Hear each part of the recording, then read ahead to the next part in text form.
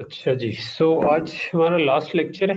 हम last lecture में touch करेंगे स्टैंडर्ड टेम्पलेट लाइब्रेरी को। STL इसको शॉर्ट करके कहते हैं। हमने काफ़ी सारे कॉन्सेप्ट्स ऑब्जेक्ट ओरिएंटेड प्रोग्रामिंग के पढ़ लिए। और जब आप थोड़ा सा प्रोफेशनल प्रोग्राम लिखना चाहें तो ऑलरेडी बहुत सारा मटेरियल पहले से अवेलेबल है। और उनमें से एक जो चीज़ अवेलेबल है उसको हम कहते हैं स्टैंडर्ड टेम्पलेट लाइब्रेरी। ये बनी बनाई लाइब्रेरी है जो कि आप यूज़ कर सकते हैं अपने कोड्स में। ठीक है। मेन इसके जो है ना 3 कंपोनेंट्स हैं।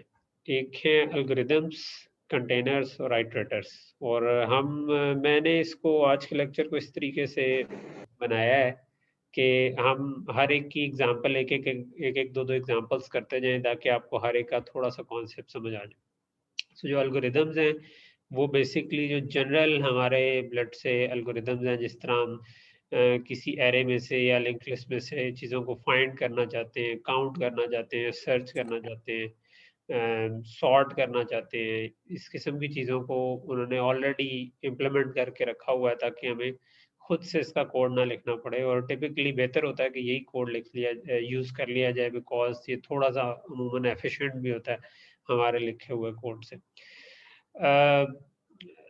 कंटेनर्स जो हैं वो उनको आप इस तरीके से देखें कि जिस तरीके से हमने अभी तक एरेज और लिंक लिस्ट पढ़ी थी, तो इसमें लिस्ट जो है वही लिंक लिस्ट है। और एरेज जो हैं उनकी थोड़ी सी एडवांस फॉर्म वेक्टर्स हैं जो कि एरेज की कुछ लिमिटेशंस को ख़त्म कर देती है। तो इसको पढ़ने के बाद प्रैक्टिकली आपको मोस्ट ऑफ द टाइम्स जहाँ पर आप एरे यूज़ कर रहे थे उसके बजाय वेक्टर्स को यूज़ करना शुरू कर देना चाहिए इस आज की क्लास के बाद। आइट्रेटर्स जो हैं ये बेसिकली आप समझे पॉइंटर्स की एडवांस फॉर्म है। ठीक है। अच्छा, ऐसे कंटेनर्स में एक और चीज़ एसोसिएटिव कंटेनर्स भी है। वो सर जी ये वेक्टर्स के साथ लिस्ट जो DEQ UE है, ये भी क्या है? ये इसको हम डेक बोलते हैं। और डेक जो है ये भी एक डाटा स्ट्रक्चर है। मैं इसको बताता हूँ आपको थोड़ा सा आगे जाके। ठीक है। क्योंकि मैं ये तीनों चीज़ें कवर करूँगा। ठीक है। ये डाटा को रखने के मल्टीपल ऑब्जेक्ट्स को रखने के आप समझें कि मल्टीपल तरीके। उनमें से जो सीक्वेंशियल कंटेनर्स हैं वो ये 3 हैं जिनको आप एरेज और लिंक लिस्ट की तरह की चीज़ समझ सकते हैं, और डेक को उनके दरमियान की एक चीज़ समझ सकते हैं जो कि लिंक लिस्ट और एरे की दरमियान की एक तरह की चीज़ है। और एसोसिएटिव कंटेनर्स जो होते हैं वो दे आर ऑल्सो इसी मकसद के लिए यूज़ होते हैं। सेट मैप और मल्टी सेट इसमें यूज़ होते हैं, लेकिन इसके अंदर हमारे पास समझें कि सर्च करने में हम ज़्यादा फास्ट हो जाते हैं। यानी कि अगर एक एरे में से मैंने एक चीज़ ढूंढनी है तो मैं पूरी एरे को ट्रेवर्स करूंगा, लेकिन अगर सेट या मैप या मल्टी सेट से ढूंढनी है तो वो पूरी एरे को नहीं ट्रेवर्स करेगा। उसमें वो डाटा को ऑर्गेनाइज इस तरह रखेगा कि मतलब फॉर एग्जांपल वो इस तरह से ऑर्गेनाइज कर ले कि एक ट्री टाइप का बना दे कि यार एक तरफ छोटे वाला एक तरफ जाए, बड़े वाला दूसरी तरफ जाए, और फिर उससे आगे उससे छोटे वाला एक तरफ जाए, बड़े वाला दूसरी तरफ जाए। तो आपको जो सर्च करना पड़ता है वो पूरी एरे को नहीं सर्च करना पड़ता, बल्कि आप उसके एक छोटे से सबसेट पे जाकर जिस डाटा को ढूंढ रहे हो वहां तक पहुंच सकते हैं। तो क्योंकि कंप्यूटर साइंस में ये एक बड़ा जनरल सा प्रॉब्लम है कि आपको बहुत सारी चीज़ें में बहुत ज़्यादा डाटा होता है और उसमें से सर्च करना पड़ता है। तो वहाँ पर फिर सेट्स, मैप्स और मल्टी सेट्स यूज़ होते हैं। आप अगला कोर्स जो पढ़ेंगे डाटा स्ट्रक्चर्स का, उसमें आप थोड़ा सा डिटेल में इसके पीछे जो डाटा स्ट्रक्चर्स यूज़ होते हैं वो पढ़ लेंगे। लेकिन मैं ये चाहता हूँ कि आप इसको टच कर दें ताकि आपने कभी यूज़ करने हो तो ये यूज़ करना बड़ा आसान है। ठीक है। यानी उसमें कोई बड़ी साइंस नहीं है। उसके पीछे की जो साइंस है कि वो कैसे बने हुए हैं, कैसे इम्प्लीमेंट हुए हैं, वो आपको यूज़ करने के लिए नहीं चाहिए होती। लेकिन वो आपको अगर कल को अपना डाटा स्ट्रक्चर बनाना है उसके लिए चाहिए होती है, और उसके लिए फिर आपका नेक्स्ट कोर्स होगा इंशाल्लाह। आइटरेटर्स जो है वो मैंने बताया कि पॉइंटर्स की तरह इनमें आप आगे पीछे यानी forward bidirectional random access. इससे मुराद ये है कि जिस तरह लिंक लिस्ट में हम आगे की तरफ जा सकते हैं, और अगर उसमें हम प्रीवियस का पॉइंटर रख दें तो पीछे की तरफ भी जा सकते हैं। एरे को हम रैंडम एक्सेस कर सकते हैं, किसी भी लोकेशन को पढ़ लें। लिंक लिस्ट को किसी भी लोकेशन से पढ़ना हो तो उसमें आपको एक एक करके आगे जाना पड़ता है।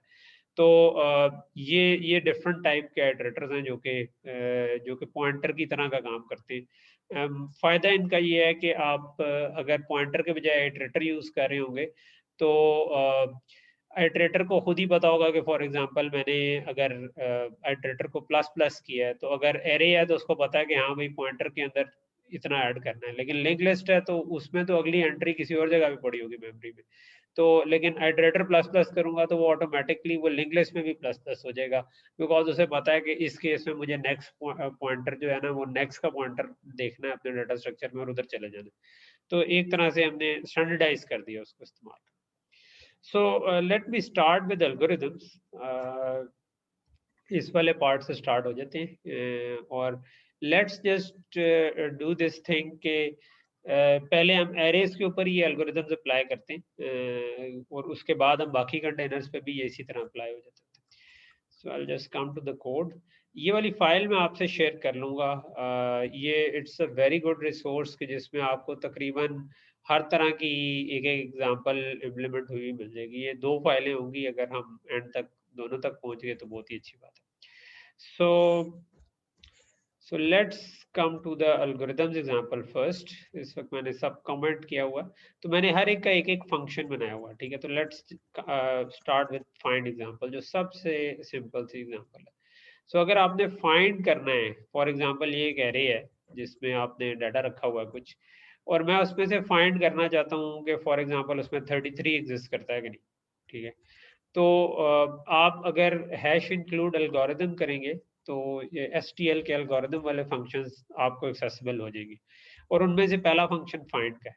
तो फाइंड इस तरह से काम करता है कि आप जो भी आपका डाटा स्ट्रक्चर है उसका उसमें जिस जगह से फाइंड करना स्टार्ट करना चाहते हैं वो पहला आर्गुमेंट है। जिस तरह मैं एरे के स्टार्ट से करना चाहता हूँ तो मैंने एरे दे दिया, और फिर उसका कहाँ तक फाइंड करना चाहते हैं, तो मैं पूरी एरे में क्योंकि फाइंड करना चाहता हूँ और ये 8 की एरे है तो मैंने एरे प्लस 8 कह दिया, और ये वो वैल्यू जो मैं फाइंड करना चाहता हूँ, ठीक है। So if I run it तो ये मुझे फाइंड करके दे देगा। तो वो जो हमने फाइंड लिखा था, इनफैक्ट हमें वो लिखने की जरूरत नहीं थी, इसने बता दिया कि चलिए फाइंड जो आपका 33 है वो ऑफसेट 2 पे मिल गया, ठीक है। तो हमने ऑफसेट कैसे निकाला, ये रिटर्न कर देता है उस जगह का पॉइंटर जिस जगह पर आपको मिला है। तो हमने उससे एरे का स्टार्टिंग एड्रेस माइनस कर दिया, तो हमें पता चल गया कि ये सेकंड ऑफसेट पे पड़ा हुआ है, 0, 1 और 2 पे आपका 33 पड़ा हुआ है, ठीक है। तो फर्स्ट एल्गोरिथम हो गया फाइंड का, तो इट मेक्स लाइफ इजियर कि आपको फाइंड लिखने की जरूरत नहीं है एरे का, ठीक है। सो लेट्स से कि मैं दूसरी एग्जांपल पे आ जाता हूँ। जब ये एल्गोरिथम्स वाली एग्जांपल बहुत ही सिंपल सिंपल सी है, हम इनको जल्दी जल्दी से करते जाते हैं। सारी नाम ही कराता तो ठीक था, लेकिन अच्छा काउंट पे आ गए। ओके, सो मैं फाइंड को बंद करता हूँ। काउंट जैसा कि नाम से जाहिर है कि चीज़ों को काउंट करेगा। तो अगर मैंने लेट से अगेन मैंने एक एरे बनाई और इसमें मेरे पास लेट से ये 33 जो है वो 1 2 3 टाइम्स आ रहा है, ठीक है। तो अगेन जिस तरह फाइंड के सिमेंटिक्स थे इसके भी वही है। स्टार्टिंग एड्रेस जो एरे का स्टार्टिंग एड्रेस दिया एरे प्लस 8, विच मीन्स के ये जो आखिरी के पास जो एड्रेस बनता है वहां तक जाना है, और उसमें से 33 फाइंड करना है, ठीक है।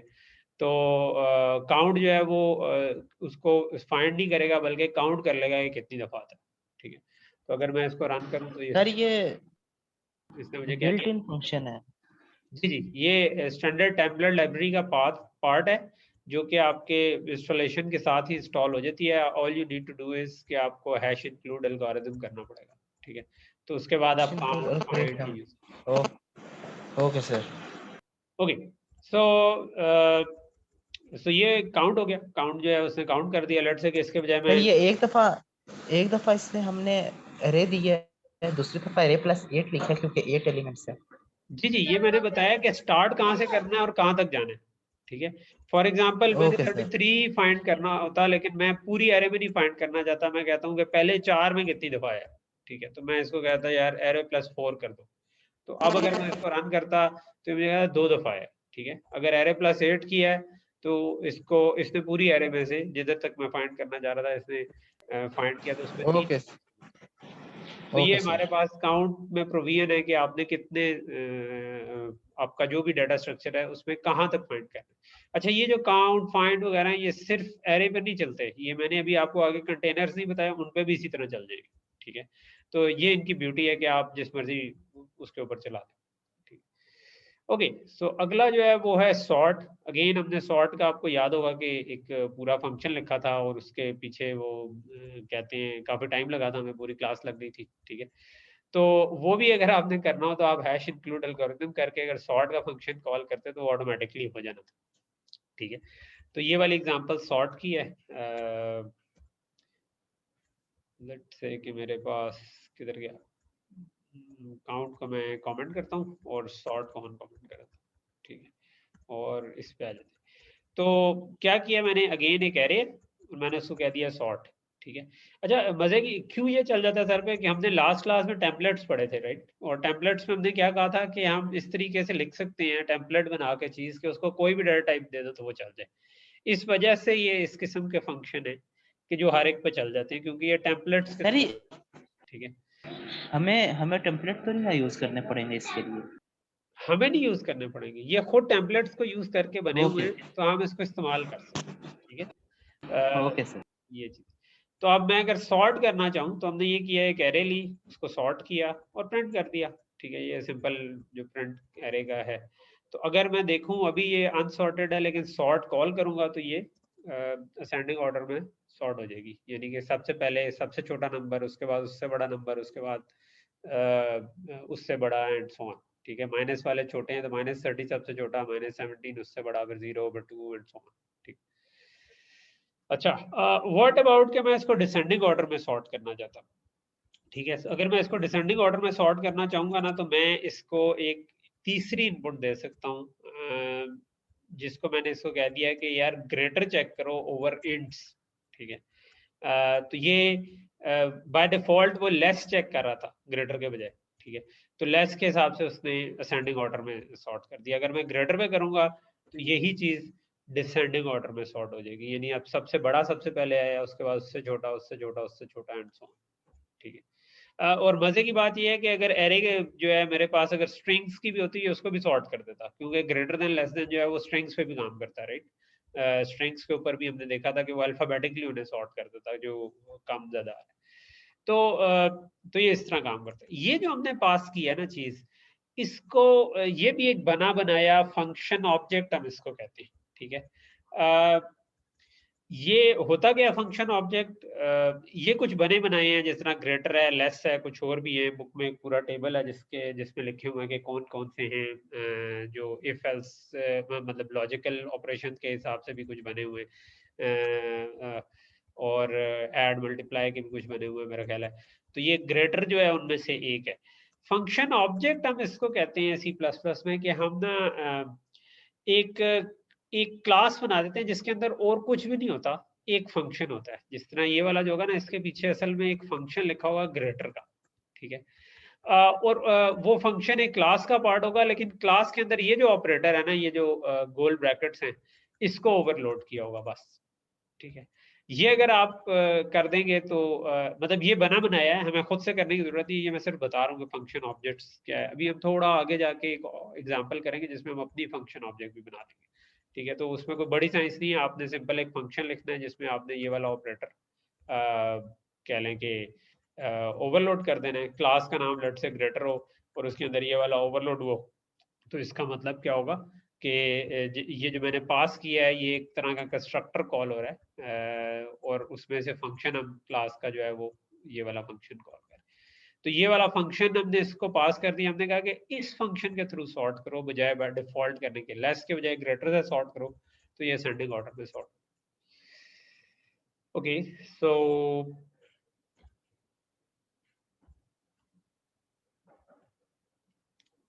किधर था हमारा अगला, यहाँ पर आ जाते हैं, सॉर्ट था। अच्छा, हमने पहले फाइंड किया था। फाइंड के अलावा एक और चीज होती है सर्च। ठीक है, तो नाम से तो दोनों फाइंड करने वाली चीज लगते हैं, लेकिन सर्च फाइंड से थोड़ी सी फर्क है। सर्च का मतलब है कि मैं एक चीज नहीं फाइंड करना चाह रहा, बल्कि पूरा पैटर्न ढूंढना चाह रहा हूँ कि क्या ये पैटर्न एग्जिस्ट करता है कि नहीं। तो यहाँ पर हमने एक एरे बनाई, ये सोर्स एरे बना दी जिसमें हम ढूंढना चाहते हैं, और हम ढूंढना चाहते हैं कि 11 फॉलोड बाय 22 फॉलोड बाय 33, ये तो नहीं कहीं पे आया हुआ। ये हम देख सकते हैं कि ये आया हुआ ऊपर दरमियान में 11 22 33। तो अब अगर मैंने ढूंढना हो किसी एरे के अंदर के बजाय एक एलिमेंट ढूंढना होता फिर तो मैं ऊपर फाइंड ही यूज कर लेता, लेकिन अगर मैंने एक सीक्वेंस ढूंढना है तो मैं उसको फिर सर्च का फंक्शन यूज करता हूँ। ठीक है, अगेन ये एल्गोरिथम्स में ऑलरेडी डिफाइंड है। इसके अंदर हम सबसे पहले बताते हैं कि कहाँ से कहाँ तक ढूंढना है। तो हमने कहा कि यार सोर्स एरे, ये उसका नाम, उसका स्टार्टिंग एड्रेस हो गया, वो 9 एलिमेंट्स की एरे थी, तो सोर्स प्लस 9 का मतलब हो गया कि उसके एंड के पास। अच्छा, ये जो प्लस 9 है ना, अगर ये 9 एलिमेंट्स है तो हमने प्लस 8 नहीं लिखना, प्लस 9 लिखना है। ठीक है, ये 9 एलिमेंट्स हैं। ये जो सेकंड आर्गुमेंट होता है, ये आप समझें कि उससे एक आगे तक का एड्रेस होना चाहिए। प्लस 9 करूंगा तो 44 के तक पहुंच जाएगा। ठीक है, इससे आगे तक पहुंच जाएगा, तो ये एक आगे तक का एड्रेस होना चाहिए, ये ज़हन में रखिए। अच्छा, उसके बाद मैंने कहा कि क्या पैटर्न फाइंड करना है। ठीक है, तो पैटर्न का स्टार्टिंग एड्रेस दे दिया, पैटर्न की एरे, और पैटर्न प्लस 3 दे दिया। अगेन इसमें 3 एलिमेंट्स थे, तो ये 33 के एक पास तक का एड्रेस हो। अच्छा, अब ये रिटर्न क्या करेगा? अगर ये रिटर्न करेगा कि जहां पर उसको पॉइंटर मिल गया। ठीक है, सो अगर उसको यहाँ पर मिल गया, जिस तरह इस जगह पर इसको ये पैटर्न मिल जाएगा, तो ये आपको इस जगह का एड्रेस जो यहाँ से 11 22 33 स्टार्ट हो रहा है ना, ये इसका एड्रेस दे देगा।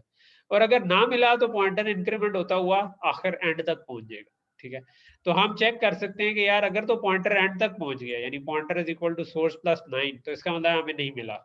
लेकिन अगर वो नहीं पहुंचा तो हम बता देंगे कि किस जगह तक मिला है, तो हम कह सकते हैं कि पॉइंटर में से सोर्स को माइनस कर दो। तो ये अगर इस जगह पर पड़ा हुआ था तो इसमें से सोर्स को माइनस किया, तो ये मुझे बता देगा कि ये 0 था, ये 1 था, ये 2 था, और ये यानी 3 था, तो हमें ये बता देगा कि यार थर्ड इंडेक्स पे आपको मिल गया। ठीक, तो ये इस तरीके से सर्च काम करती है। तो थर्ड इंडेक्स पे मिल गया 0 1 2 एंड 3, तो 3 इंडेक्स पे 11 22 33 मेरे पास पड़ा हुआ था। ठीक है, अगर मैं इसके बजाय 11 22 44 कर देता, तो ये थर्ड के बजाय फोर्थ फिफ्थ एंड सिक्स्थ इसको पे मिलना चाहिए था। ठीक है, बिकॉज 11 22 44 उधर पड़ा हुआ। ठीक है, और अगर ये इसमें ना मिलता, फिर इसका ये पॉइंटर इंक्रीमेंट होकर एंड तक पहुंच जाता और ये कहता कि भाई मुझे तो नहीं मिला। ठीक है, जिस तरह मैं लेट से 11 11 44 कहता, तो ये मेरे पास सर ये सिर्फ एरे पे वर्क करता है ये नहीं, फंक्शन जो ये किसी भी डाटा स्ट्रक्चर में वर्क, यही तो ब्यूटी है टेम्पलेट्स की। क्लासेस में भी? क्लासेस नहीं, यानी कि जो कंटेनर्स होंगे, यानी कि तुम वेक्टर्स पे भी, लिंक लिस्ट पे भी उस पे ये चल जाएगा। ठीक है, एज लॉन्ग ओके। एज उसके अंदर आपके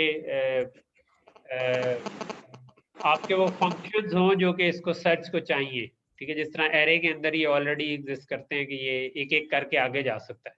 ठीक है, तो वो एक एक करके आगे जाने वाला प्रोविजन हो तो आपकी अपनी क्लास पे भी चल जाएगा, नहीं तो ये वेक्टर और लिंक लिस्ट जो बनी बनाई है उन पे तो चलेगी। Okay, okay sir. सर्च हो गया। सर्च के बाद हमारा आ जाता है मर्ज। ठीक है, मर्ज जो है वो क्या करता है कि वो दो एरेज या दो डेटा स्ट्रक्चर को आपस में मर्ज कर देता है। ठीक है, अच्छा, मर्ज करने के लिए ये जरूरी है कि ना चीजें ऑर्डर में पड़ी हो। ठीक है, जिस तरह इधर मैंने ये असेंडिंग ऑर्डर में लिखी हुई है 2 3 4 6 8 और 1 3 5, तो ये मर्ज करते करते उनको ऑटोमेटिकली सॉर्ट भी रखता है। यानी कि ये जब इसको मर्ज करेगा तो 1 3 5, मर्ज का मतलब जो है ना, इसके कंकैटिनेट करना नहीं है। मर्ज का मतलब है कि इन दोनों को इस तरह मिलाए कि ये अपना सीक्वेंस मेंटेन रखे। यानी इस केस में 1 पहले आएगा, फिर 2 आएगा, फिर 3 आएगा, फिर 4 आएगा, फिर 5 आएगा। ठीक है, तो इस तरीके से चलेंगे। अगर मैं इसको रन करूं तो आप देखेंगे कि आखिर में 1 2 3 3 4 5 6 8 दोनों को उसने मर्ज किया, लेकिन 1 3 और 5 को उसने आखिर में नहीं लगाया। ये 2 3 4 के 1 इससे छोटा था, पहले आ गया। 3 इसके साथ का था, 2 के बाद उसने 3 डाल दिया। 3 के बाद 4, ये 4 के बाद 5 आना चाहिए था, उसने 5 उसके बाद डाला। ठीक, तो सिमेंटिक्स वही है कि आपने सोर्स कहाँ से कहाँ तक मर्ज करना है, तो स्टार्ट और एंड जहाँ तक आप चाहते हैं, और फिर जो दूसरा है सोर्स है जिसको आपने उसके साथ मर्ज करना है, उसका स्टार्ट और एंड। ठीक है, तो अगर मैं इसमें से फॉर एग्जांपल कम दे देता तो ये उसने उनको उन जितने ये बनते थे उनको मर्ज कर देना था। 5 के बजाय 4 कर देता तो उसने यहाँ से उठाकर सिर्फ 6 तक उठाने थे, ठीक है, 8 तक नहीं उठाना था, ठीक है। और फिर डेस्टिनेशन दे दी कि कहाँ पर मर्ज करके लिखवाना है, तो यहाँ पर हमने एक अलग से एरे बनाई। अगर ये ऑर्डर्ड ना हो तो फिर मर्ज ने काम नहीं करना था, ठीक है। तो ये मर्ज जो है ये इट्स नॉट कंकैटिनेट, ये जो है ये आपका यानी कि ऑर्डर अज्यूम कर रहा होता है। ओके, मर्ज के बाद हमारे पास आ जाता है अच्छा, ये अगली एग्जांपल जो है अगेन सॉर्ट हमने कर लिया है। अच्छा, ये लेकिन मेरा ख्याल है इसकी ज़रूरत ही नहीं है, बिकॉज मैंने आपको ग्रेटर ऑलरेडी बता दिया था, ठीक है। तो ये ग्रेटर के लिए मुझे जो फंक्शन ऑब्जेक्ट पास करनी थी इसको मैं बेसिकली इग्नोर कर देता हूँ, बिकॉज इसमें कोई नई बात नहीं। व्हाट अबाउट के मैं जो सॉर्ट करना चाहता हूँ वो मैं इसके हिसाब से नहीं करना चाहता, जो इसका ग्रेटर और वो फंक्शन था। फॉर एग्जांपल मैं ये करैक्टर एरेज है मेरे पास, ठीक है। तो करैक्टर एरेज पे तो ग्रेटर और लेस देन नहीं काम करता ना, स्ट्रिंग्स पे तो करता है लेकिन करैक्टर एरेज पे तो नहीं करता, ठीक है। करैक्टर एरे तो तो आपको स्ट्रिंग कंपेयर, स्ट्रिंग कॉपी, इस किस्म के फंक्शन यूज करने पड़ते थे, ठीक है। तो व्हाट अबाउट के मेरे पास एक करैक्टर एरे थी, बल्कि ये स्ट्रिंग करैक्टर एरेज की एरे थी जिस तरह हमने इधर किया हुआ, ठीक है। तो ये हमारे पास नाम है, हमने सेव किए हुए हैं, ठीक है। तो मेरे पास ये टोटल 1 2 3 4 5 6 करैक्टर पॉइंटर्स के पॉइंटर हैं, ठीक है। और उस वो आगे जो है हर एक के अंदर फिर ये आपने एक करैक्टर एरे रखी हुई, ठीक है। तो अब मैं इसको अगर सॉर्ट करना चाहता हूँ तो इसमें मसला ये है कि इसके ऊपर तो लेस देन या ग्रेटर देन का फंक्शन ही नहीं है, यानी स्ट्रिंग्स पे या इंटीजर फ्लोट्स वगैरह तो कंपेयर कर सकते हैं। तो ऐसे केस में हम क्या कर सकते हैं, हम अपना फंक्शन लिख सकते हैं कि जो दो करैक्टर एरेज को कंपेयर कर दे, ठीक है। तो इधर हमने ये किया हुआ है, हमने एक फंक्शन डिफाइन किया है बूल अल्फा कंपेयर अल्फा, क्योंकि ये अल्फा न्यूमेरिक करैक्टर्स होते हैं करैक्टर एरे में, तो इसको हम अल्फा कंपेयर कह रहे हैं। और अल्फा कंपेयर में हमने क्या किया है, इंटरनली हमने स्ट्रिंग कंपेयर ही कॉल कर लिया, ठीक है। तो स्ट्रिंग कंपेयर क्या करता है, स्ट्रिंग कंपेयर चेक करता है कि अगर दोनों कंपेयर हो जाए तो 0 रिटर्न कर देता होता है। अगर पहली स्ट्रिंग जो है वो अल्फाबेटिकली दूसरी स्ट्रिंग से पहले आती है तो वो लेस देन 0 रिटर्न कर देगा, और अगर बाद में आती है तो वो ग्रेटर देन 0 कर देगा। ये आप यानी स्ट्रिंग कंपेयर की हेल्प से भी पढ़ सकते हैं कि the first character that does not match has a lower value in pointer 1 then pointer 2। तो अब ये देखेगा मैच करता जाएगा, जैसे ही जहां तक मैच हो गए जैसे ही पहला फर्क आया करैक्टर, वो कहेगा कि अगर वो लोअर वैल्यू है तो वो लेस देन 0 रिटर्न करेगा। तो हमने इसको लेस देन 0 है तो इस पर ट्रू रिटर्न कर दिया है, अदरवाइज फॉल्स रिटर्न कर दिया। तो ये एक्चुअली क्या कर रहा है, अगर S1 alphabetically is less than S2 तो ये ट्रू रिटर्न करेगा, अदरवाइज वो फॉल्स रिटर्न करेगा। तो हमने सॉर्ट को ये वाला फंक्शन पास कर दिया, ठीक है। तो यहाँ ये भी हम कर सकते हैं, ठीक है। हमने यानी जो पिछला पूरा कोर्स पढ़ा उसमें हमने फंक्शंस पास नहीं किए थे किसी जगह पे, लेकिन फंक्शन आप पास कर सकते हैं, ठीक है। तो बेसिकली जब आप फंक्शन का नाम लिखते हैं तो फंक्शन भी मेमोरी में एक जगह पे कोड पीस ऑफ कोड होता है जिस, और वहाँ जहाँ से स्टार्ट हो रहा होता है उसे हम फंक्शन पॉइंटर कहते हैं। तो ये हमने इसको फंक्शन पॉइंटर पास कर दिया है कि यार ये वाला फंक्शन यूज करो, ठीक है। जिस तरह हमने पिछली एग्जांपल में ग्रेटर की फंक्शन ऑब्जेक्ट पास की थी, इस तरह इस जगह पे हमने अपना बना बनाया फंक्शन पास कर दिया कि यार इस फंक्शन को यूज करके सॉर्ट कर लो, ठीक है। तो हमने कहा कि नेम्स की एरे है, स्टार्ट पे जाओ और नेम्स प्लस 6 तक जाओ और इनको सॉर्ट करो, और उसमें जो कंपैरिजन करना है वो ना लेस करना है ना ग्रेटर करना है, बल्कि इस फंक्शन को यूज करना है। तो ये फंक्शन जो हमने देखा है ये लेस का काम ही कर रहा है कि अगर पहली वाली एरे इंडेक्स पे जो पड़ा है वो दूसरे से लेस है तो ये ट्रू रिटर्न करेगा, अदरवाइज फॉल्स। तो ये असेंडिंग ऑर्डर में इसको सॉर्ट कर देगा। अगर मैं इसको रन करूं तो आप देखेंगे कि ये सारे नाम जो है ना इसमें अब हालांकि असल एरे में क्या था, असल एरे में सबसे पहले जॉर्ज था, लेकिन बॉब जो कि सबसे आखिर में था वो बी से शुरू हो रहा था, तो अब वो बी वाला सबसे पहले आया, डी वाला उसके बाद आया एंड सो ऑन। तो ये अल्फाबेटिकली सॉर्ट हो गई, ठीक है। तो अपना कस्टम फंक्शन यानी हम दे सकते हैं सॉर्ट को, अगर हमने हमें लेट से कि आपने अपनी क्लास बनाई है, डिस्टेंस की क्लास है या टाइम की क्लास है, और आप उसमें उसको सॉर्ट करना चाहते हैं टाइम्स को, ठीक है। तो अब उसमें नॉर्मल लेस देन या ग्रेटर देन का फंक्शन बाय डिफॉल्ट तो नहीं होगा। या तो एक तरीका ये है कि आप उस क्लास में लेस देन और ग्रेटर देन को फंक्शन डिफाइन कर दें, ठीक है, ऑपरेटर वो वाला डिफाइन कर दें, फिर आपको ये करने की जरूरत नहीं है। लेकिन अगर वो आपने नहीं भी डिफाइन किया हुआ तो आप एक उसका फ्रेंड फंक्शन बना सकते हैं जो कि कंपेयर कर ले और आपको कंपेयर में ट्रू या फॉल्स रिटर्न कर दे, और उसके हिसाब से ये स्टिल सॉर्ट का फंक्शन आपकी कस्टम क्लास पे भी की एरेस पे भी चल जाएगा, ठीक है। ओके, सो ये तो कस्टम फंक्शन हो गया जिसमें हमने अल्फा कंपेयर यूज किया था। अच्छा, अगली एग्जांपल जो है वो इसी को कर रही है बट ऑन स्ट्रिंग्स, ठीक है। अच्छा नहीं, बल्कि अगली एग्जांपल एक और इंटरेस्टिंग काम कर रही है, मैं उसको बताता हूँ, ठीक है। वो क्या काम कर रही है, ये जो हमने अभी फाइंड का फंक्शन पढ़ा था, इसी तरह सॉर्ट और काउंट और मर्ज, ठीक है, इनके साथ ना आप अंडरस्कोर इफ भी लगा सकते हैं, ठीक है। फाइंड, जिस तरह इधर हमने लिखा हुआ फाइंड अंडरस्कोर इफ। अच्छा, नॉर्मली हम क्या करते थे कि हम बताते थे कि भाई यहां से यहां तक हमने एरे में ढूंढना है और ये वाली वैल्यू ढूंढनी है, ठीक है। इस केस में हमने कहा है, हमने इधर एक फंक्शन बता दिया, ठीक है, और वो फंक्शन ट्रू या फॉल्स रिटर्न करता है, ठीक है। फॉर एग्जांपल हमने कहा कि यार अगर डॉन नाम एग्जिस्ट करता है, इस डॉन हमने एक फंक्शन बना दिया कि जो आपको स्ट्रिंग पास हुई है अगर तो वो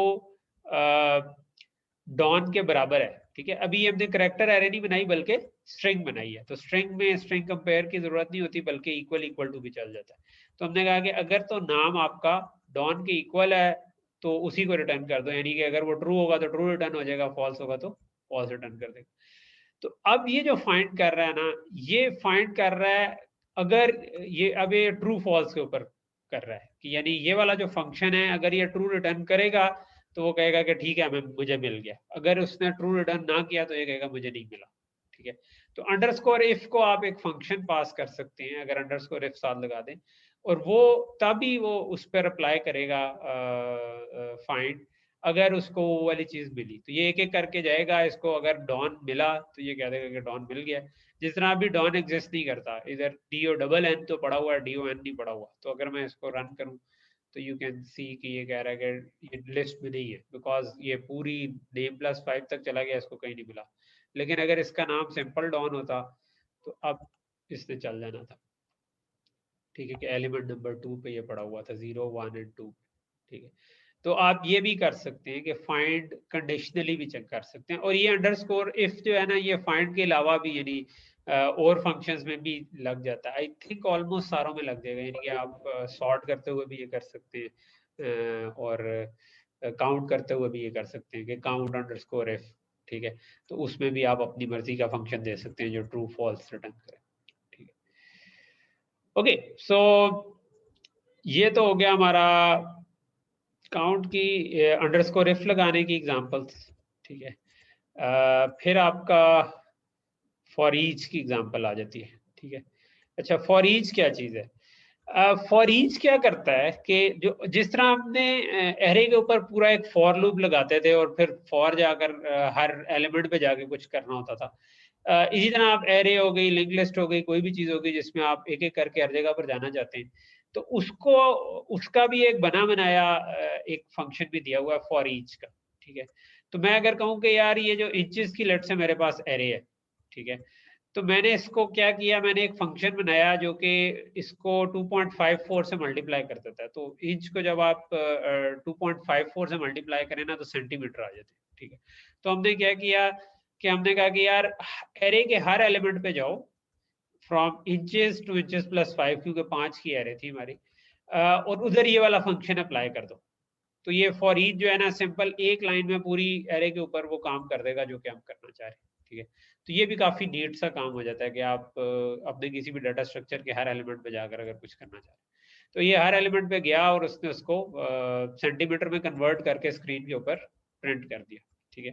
अच्छा, ये उसको चेंज नहीं कर सकता जो आपके इंचेस हैं ये, लेकिन उसको उनको रीड करके इसने प्रिंट करवा दिया, ठीक है। यानी कि आप उसको रीड कर सकते हैं फॉर ईच से, पर राइट नहीं कर सकते, ठीक है। राइट करने के लिए हम आगे देखेंगे बिल्कुल ऐसे ही एक और चीज़ है जिसको हम ट्रांसफॉर्म कहते हैं, ठीक है। तो हमने एक फंक्शन बनाया और वो फंक्शन इसको पास कर दिया कि यार ये काम करना है हर एलिमेंट के ऊपर। तो ये सर क्या ये करेगा? इतने हम याद रखने पड़ेंगे क्या फंक्शन? मतलब जी जी, जी, ये जो मैं बिल्ट इन है। देखिए मैंने ये आपको ये तो मैंने बता दिया कि इससे मैं आपसे कुछ पूछ नहीं रहा, ठीक है। तो this is for information purpose, ठीक है। ओके। तो इसका मकसद क्या है कि मैं ये बेसिकली मैं अक्सर अपने कोई भी कोर्स के आखिरी कोर्स जो है ना वो उससे अगले कोर्स का एक इंट्रो सा भी होता है एक तरह का, ठीक है। तो ये आपका डाटा स्ट्रक्चर में आप जो पहली चीज पढ़ेंगे वो तो शायद ये अगर हम चाहें तो पेपर में यूज कर लें? पेपर में अगर एक्सप्लिसिटली मना नहीं किया गया तो आप कर सकते हैं, लेकिन ये है कि मैं आपसे ये खुद पूछूंगा नहीं, ठीक है। तो आप कर सकते हैं, ठीक है। मैं ठीक है।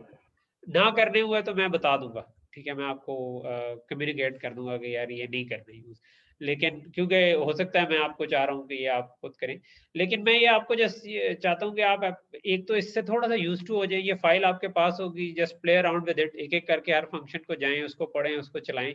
तो आपके जेन में ना जब आप एक एक करके चलाएंगे तो ये एक जेन में रह जाएंगे कि कौन कौन से फंक्शन एग्जिस्ट करते हैं, ठीक है। तो जब आप अगली दफा कोई भी प्रोजेक्ट पे काम कर रहे होंगे तो आप ये कर सकते हैं कि यार आप बजाय ये कि अपना बहुत सारा कोड लिखें, आप बने बनाए फंक्शंस को क्यों ना यूज करें, ठीक है। तो ये ना बड़े इनके नाम ऐसे रखे हुए हैं जो इंट्यूटिव से हैं, जो याद रहते हैं, सिर्फ थोड़ी सी प्रैक्टिस करने की जरूरत है, ठीक है। एंड मैं ये वाला वीडियो जो है ना ये प्रॉब्ली यूट्यूब पे भी डाल दूंगा, क्योंकि मैंने लास्ट टाइम जब पढ़ाया था तो शायद वो रिकॉर्ड नहीं हुआ था। तो ये आप उधर से भी कल को आप क्लास के साल बाद भी आपने करना हुआ तो आप उधर से जाकर देख सकते हैं। वही प्रोग्रामिंग की लिस्ट में आखिर में डाल दूंगा और इसका लिंक भी डाल दूंगा ये वाले कोड का, ताकि कभी बाद में भी करना हो तो कर लें, ठीक है। बट ये करें जरूर, मैं ये कहूंगा, ताकि एक अब ये एक बड़ी स्ट्रेंथ आ गई है ना, हमने इस पे बड़ा बड़ा टाइम लगाया है छोटी छोटी चीजें इम्प्लीमेंट करने में, और ये भरी में ऑलरेडी एग्जिस्ट करती है, ठीक है। तो हमें वाई नॉट हम उन्हीं को यूज कर लें, ठीक। ओके, सो ये फॉर ईच जो है ये एक एक करके जाएगा और उसने हर एक को जिस तरह ये 3.5 था, इसने 2.54 से मल्टीप्लाई किया तो ये इंचेस को सेंटीमीटर में कन्वर्ट कर दिया और हर एक को करके उसने कर दिया, ठीक है। तो मुझे वो लूप नहीं लिखना पड़ा, बल्कि लूप जो है वो फॉर ईच के अंदर ऑटोमेटिकली इंप्लीमेंट हुआ, ठीक है। तो कोड आप देख सकते हैं काफी नीट हो जाता है, ठीक है। अच्छा, फॉर ईच मैंने तो सिर्फ उसको रीड करना था। व्हाट अबाउट कि मैं उसको मॉडिफाई भी करना चाहता हूँ, तो मॉडिफाई करना चाहता हूँ तो उसके बजाय हम यूज करते हैं ट्रांसफॉर्म। इसकी वजह से मैंने एक लिस्ट जो है ना इधर दे दी हुई है, ठीक है। आई डोंट नो ये पूरी कंप्लीट है कि नहीं, बट इसमें आप क्विकली इसको स्किम कर सकते हैं कि आपको हर एक का मतलब समझ आ रहा है कि नहीं। अगर आ रहा है तो you can actually use it, ठीक है। तो ट्रांसफॉर्म क्या करता है? ट्रांसफॉर्म ये करता है कि वो उसको मॉडिफाई भी कर सकता है, ठीक है। तो मैं यही इंचेस टू सेंटीमीटर ही कर रहा हूँ, लेकिन पिछले वाले में मैंने क्या किया था, इंचेस टू सेंटीमीटर प्रिंट करवा रहा था। इधर मैंने इंचेस टू सेंटीमीटर एक और बनाया है, लेकिन इसमें मैंने क्या किया है कि ये डबल इनपुट लेता है और डबल ही आउटपुट करता है। तो ये प्रिंट करवाने के बजाय उसको असल में चेंज करके रिटर्न कर देता है। अच्छा, अगर मैंने चेंज करवाना हो तो फिर मैं ट्रांसफॉर्म यूज करता हूँ।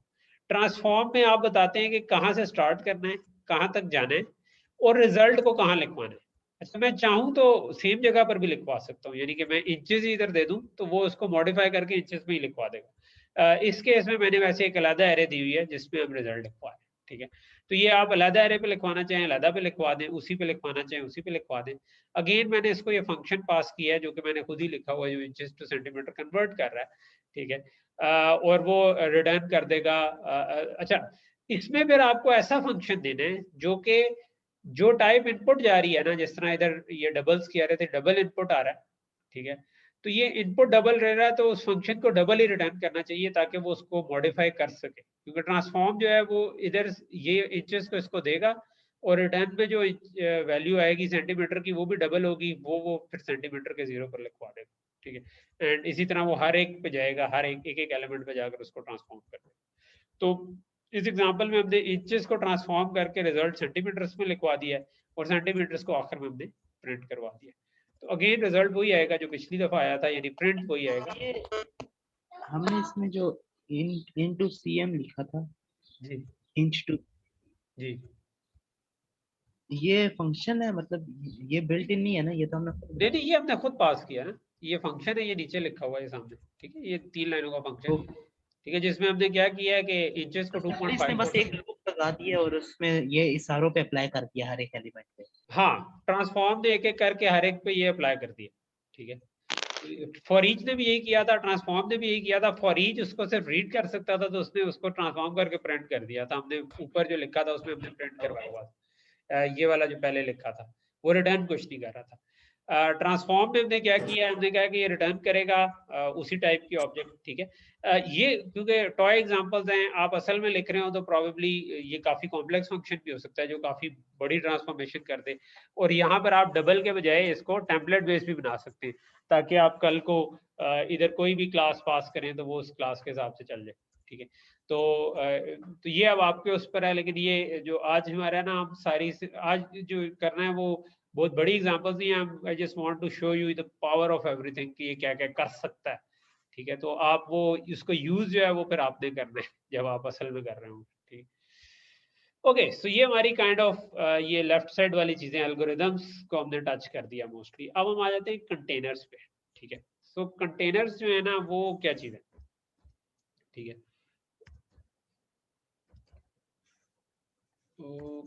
ओके, सो पहले हम स्टार्ट होंगे ये जो सिक्वेंशियल कंटेनर्स हैं इनसे। ठीक है, इनमें वेक्टर्स हैं, लिस्ट हैं और डेक है। ठीक है, वेक्टर क्या चीज है, जब हमने एरे पढ़ी थी आपको याद होगा कि एरे कुछ इस किस्म की चीज थी। तो एरे दो किस्म की हम बना सकते थे ना। लेट से मैं कहता हूँ जिस तरह अभी हमने बनाई हुई थी इंट एरे और उसका साइज 7 बता दिया। ठीक है, लेट से मैंने कह दिया 100। इसी तरह एक और हमने तरीका ये भी पढ़ा हुआ था कि मैं int pointer array is equal to new करके न्यू इंट, इसी तरह था मेरा ख्याल है, और इधर मैं कोई नंबर दे दूं। ठीक है, इनको हम कहते हैं कंपाइल टाइम एरेज बिकॉज इसमें ये वाला साइज जो है ना ये आपको पहले ये it has to be a constant. ठीक है, तो एरे की ये लिमिटेशन है कि ये फिक्स साइज की होती है। इस वाली एरे को यानी इस तरह से बनाऊं तो आप इसके बाद इसको यूज कर सकते हैं बिल्कुल नॉर्मल एरे की तरह, लेकिन इसमें ये वाला साइज जो है ना ये कांस्टेंट होना जरूरी नहीं है। ठीक है, तो मैं इसको यूजर इनपुट भी ले सकता हूँ। मैंने यूजर से पूछा भी कितने की एरे बनानी है, उसने कहा 50 की बनानी है तो 50 की बना दो। उसने कहा 1000 की बनानी है तो 1000 की बन जाए। इधर नहीं मैं कर सकता, इधर मैं कोई वेरिएबल लिखूंगा तो कंपाइलर एरर दे देगा।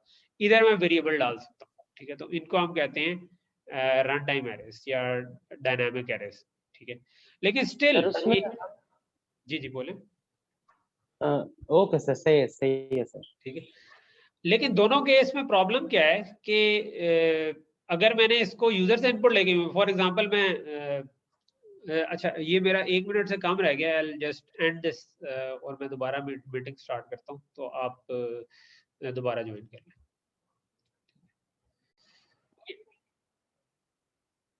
तो मैं ये कह रहा था कि एक ये वाली एरे हो गई हमारी जो कि कंपाइल टाइम एरे है जिसमें आपने कांस्टेंट साइज की बना सकते हैं। एक हो गई जिसमें आप यूजर से इनपुट ले सकते हैं, लेकिन अगर फॉर एग्जांपल जिस तरह हमने एग्जांपल की थी कि हमने गाड़ियों का शोरूम है तो मैंने कहा कि भाई वो सेम प्रोग्राम जो है वो 5000 गाड़ियों के लिए भी चले, वो 5 गाड़ियों के लिए भी चले। तो अगर यूजर ने एक दफा 5 कह दिया तो उसकी छठी गाड़ी आ जाएगी तो वो क्या करे, इसका साइज एक दफा बनने के बाद तो चेंज नहीं हो सकता। ठीक है, तो उसके लिए आप अपनी एक डाटा स्ट्रक्चर बना सकते हैं, एक अपनी क्लास बना सकते हैं जिसमें आप उसका कर सकें। तो एक उसकी एग्जांपल हमने पढ़ी थी लिंक लिस्ट। ठीक है, अच्छा वेक्टर जो है ना ये काम आपका कर देता है फ्री में। ठीक है, सो वेक्टर इज बिल्कुल एरे की तरह की चीज है। ठीक है, बट वेक्टर जो है उसमें आप आखिर में मजीद चीजें ऐड करते जाएं जितनी भी ऐड करते जाएं। ठीक है, आप उसको चाहें तो एरे की तरह इस्तेमाल कर लें। ठीक है, और लेकिन एरे के साथ साथ आप उसका साइज ग्रो करते करते जा सकते हैं। तो वो उसके पीछे ऑटोमेटिकली हैंडल हो जाता है ये। ठीक है, यानी कि वेक्टर की क्लास इस तरह से इम्प्लीमेंट हुई है कि वो ऑटोमेटिकली इसको हैंडल कर लेती है। तो लिंक लिस्ट जब तो हमने पढ़ी मतलब थी सर उसके, लिंक जी जी बोले। लिस्ट इससे बनाए हम। नहीं नहीं, लिंक लिस्ट की जरूरत ही नहीं है। यानी लिंक लिस्ट जो थी वो हमने उस मसले को हल करने के लिए बनाई थी, लेकिन हमें वो मसला जो है वो ऑलरेडी वेक्टर हल कर देता है। ठीक है, तो लिंक लिस्ट जो है ना वो हमने देखा था कि वो एक तरह से इस तरह मेमोरी में पड़ी होती है ना कि एक के बाद दूसरे को पॉइंट कर रहे हैं, दूसरा तीसरे को कर रहे हैं, सो ऑन। ठीक है, तो अगर मैंने सर उसमें 5000 की उसमें लेट से लिस्ट एलिमेंट है। ठीक है, तो मैंने सर्च करना है या मैंने 2,500 पे जाना है, तो मैं एक एक करके आगे जाता जाऊंगा, एक लूप लगाऊंगा जो जाएगा। वेक्टर या एरे का ये फायदा है कि रैंडम एक्सेस बड़ी आसान है, ठीक है। आप आराम से, यानी एरे में आप कहते हैं कि भाई पॉइंटर प्लस 25,000 करें तो आप 2500 पे पहुंचेंगे, ठीक है। वेक्टर में भी तकरीबन उतना टाइम ही लगता है जितना एरे में लगता है, ठीक है। वेक्टर भी तकरीबन उतना ही फास्ट होता है, थोड़ा सा स्लो होता है बिकॉज इसने बिहाइंड द सीन्स अगर आपने साइज बड़ा किया है, वेक्टर का साइज अगर उस लेवल से बड़ा हो गया है जिसमें वो पहले था, तो उसको हो सकता है कि रीलोकेट करना पड़ जाए, कोई बड़ा मेमोरी दोबारा एलोकेट करे और पूरे को कॉपी करना पड़े। लेकिन ये बहुत कम होता है और मोस्ट ऑफ द टाइम्स आपका उसी स्पीड पे चल रहा होता है जिस स्पीड पे आपकी एरे चल रही है, ठीक है। लिंक लिस्ट में आपका नुकसान ये है कि सर्चिंग जो है ना वो बड़ी स्लो होती है, ठीक है। और दूसरा एक नुकसान ये है कि नेक्स्ट का पॉइंटर आपको हर जगह पर स्टोर करना पड़ता है, वेक्टर और एरे में ये नहीं करना पड़ता। तो नेक्स्ट का पॉइंटर क्योंकि हर जगह पे उसमें स्टोर करने का मतलब है कि मेमोरी में जगह थोड़ी एक्स्ट्रा लग रही है, डाटा के अलावा पॉइंटर्स भी आपने स्टोर करने। एरे में हम कोई पॉइंटर शॉइंटर नहीं स्टोर करते थे, बस वो तरतीब से डाटा बड़ा होता था। तो वेक्टर में भी तकरीबन इसी तरह होता है। आपका कोई क्वेश्चन था उमर शायद? सर नहीं है, नहीं है सर, ये पॉइंटर अब हम ये यूज कर रहे हैं वेक्टर, तो हाँ जी, इसमें भी बैक एंड पे कहीं ना कहीं तो पॉइंटर्स यूज हो रहे हैं ना। जी जी, बिल्कुल हो रही है, बिल्कुल हो रही है, तो पॉइंटर वो तो हर जगह यूज हो रहे होते मेमोरी हैं। तो वो मेमोरी लोकेट करेंगे नहीं नहीं, वो इस तरह से तो। नहीं यूज हो रहे, यानी कि वेक्टर जो है मेमोरी में एज एन एरे की तरह पड़ा होता है, ठीक है। तो एरे में जो है ना वो ये नहीं होता कि मैंने अगर लेट से 10 एम्प्लॉयज का डाटा रखा है तो हर एम्प्लॉय के बाद नेक्स्ट का पॉइंटर हो, इस तरह नहीं होता ना। एक एम्प्लॉय होता है, उसके फौरन बाद अगला होता है, उसके फौरन बाद अगला होता है, इस तरह पड़ा होता है। तो आपका एरे का ओके नाम जो है वो सिर्फ स्टार्टिंग पॉइंटर होता है, उसके अलावा कोई पॉइंटर सेव नहीं किया होता, ठीक है। तो वेक्टर में भी इसी ठीक तरह, है। ठीक है, वेक्टर में भी इसी तरह, ठीक है। So let's start with vector. इसकी पहली एग्जांपल करते हैं। ट्रांसफॉर्म की हमने कर दी, वेक्टर की कर लेते हैं। अच्छा, मैंने ट्रांसफॉर्म की जो चलाई थी, मेरा ख्याल है मैंने कमेंट ये वाला किया हुआ था, राइट? सॉरी, मैंने आपको गलत चला के दिखा दिया, लेकिन मैं ट्रांसफॉर्म भी चलाऊंगा तो रिजल्ट वही आएगा। तो प्रिंट वही आने थे, ठीक है, प्रिंट वही है, लेकिन बेसिकली ट्रांसफॉर्म वाली जो थी उसमें मैं गलती से शायद अनकमेंट नहीं किया था उसको। ओके, सो अब आ जाते हैं, अच्छा वेक्टर को कैसे डिक्लेयर करेंगे और क्या करेंगे, उस पर आ जाते हैं, ठीक है। सो वेक्टर को यूज करने के लिए आपको हैश इंक्लूड वेक्टर करना पड़ेगा, ठीक है। अच्छा, वेक्टर डिक्लेयर करते हैं इस तरीके से, ठीक है, कि वेक्टर और उसके बाद जिस तरह टेम्पलेट्स में था कि किस टाइप का वेक्टर, इधर इंटीजर भी हो सकता है, आपकी मर्जी, अपनी क्लास हो सकती है, फ्लोट, एनी डाटा टाइप, ठीक है। जो भी डाटा टाइप बनी बनाई हो या आपने बनाई हो वो इधर आ सकती है। जिस तरह आप प्रोजेक्ट में बॉलर की डाटा टाइप बना रहे हैं तो आप बॉलर्स का वेक्टर भी बना सकते हैं, ठीक है। अब प्रोजेक्ट में आपको मैंने स्पेसिफिकली एरे का कहा हुआ था, बट एक्चुअली आप जब उसको मतलब मजीद उससे प्ले अराउंड करना चाहें तो इट्स मच बेटर कि आप उसका वेक्टर बनाएं, ठीक है, क्योंकि आपने अभी तक वेक्टर पढ़ा नहीं हुआ था, इसलिए मैंने आपको एरे बनाने का कह दिया, ठीक है। अच्छा, अब आपने ये बना दिया, इसमें आपने जो लेट से मैंने ये इंटीजर्स का वेक्टर बनाया, तो इसमें आप ना डॉट पुश बैक का फंक्शन कॉल कर सकते हैं। पुश बैक का मतलब है कि वो एंड पे 10 डाल देगा, तो अभी तो वेक्टर में कुछ था ही नहीं, तो एंड या स्टार्ट का एक ही मतलब है, तो 10 उसमें चला गया। फिर मैंने पुश बैक 11 किया, तो इसका मतलब है कि यानी 10 आप समझे इधर लिखा गया है, तो 11 पुश बैक का मतलब है इससे आगे लिखा जाएगा। फिर मैंने 12 किया तो 12 उसके बाद लिखा जाएगा। फिर मैंने 13 किया तो 13 उसके आगे लिखा जाएगा। तो ये वेक्टर इस तरीके से पुश बैक के जरिए ग्रो कर रहा होता है, ठीक है। तो यहाँ तक बात समझ आ गई कि आप पुश बैक कर करके अब इसमें जितने मर्जी एंट्रीज डाल दें। हमने पहले से कोई फिक्स साइज डिफाइन नहीं किया, ठीक है। हमने उसको उसमें एंट्री करते वो बड़ा होता गया, ठीक है, वक्त जितना बड़ा करना है कर।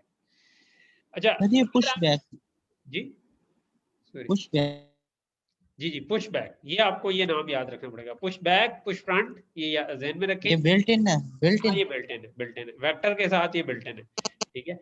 बाकी डाटा टाइप्स जो है ना उनमें भी बिल्ट इन है, यानी कि आपने लिंक लिस्ट में भी एंड पे डालना है तो पुश बैक यूज होगा, ठीक है। वेक्टर में हमेशा पुश बैक यूज होता है। लिंक लिस्ट में आप फ्रंट पे भी पुश कर सकते हैं, तो वहां पे पुश फ्रंट भी होगा, ठीक है। तो इस केस में पुश बैक और पुश फ्रंट ये आप याद रख लें। Push underscore back, push underscore front, ये कॉमनली यूज ओके होंगे सर। कंटेनर्स में, ठीक है, क्योंकि अब हम कंटेनर्स पे आ गए ना। जो हमारे ये वाले कंटेनर्स थे, ठीक है। तो हम वेक्टर को देख रहे हैं इस वक्त, तो वेक्टर हो जाए, लिस्ट हो जाए या डेक हो जाए, उन सब में push back push front use हो सकते हैं, लेकिन पुश बैक वेक्टर में पुश फ्रंट नहीं यूज हो सकता, बिकॉज एरे के स्टार्ट में आप नहीं डालते, एरे के आप एंड पे ही नई चीज एंटर कर सकते, ठीक है।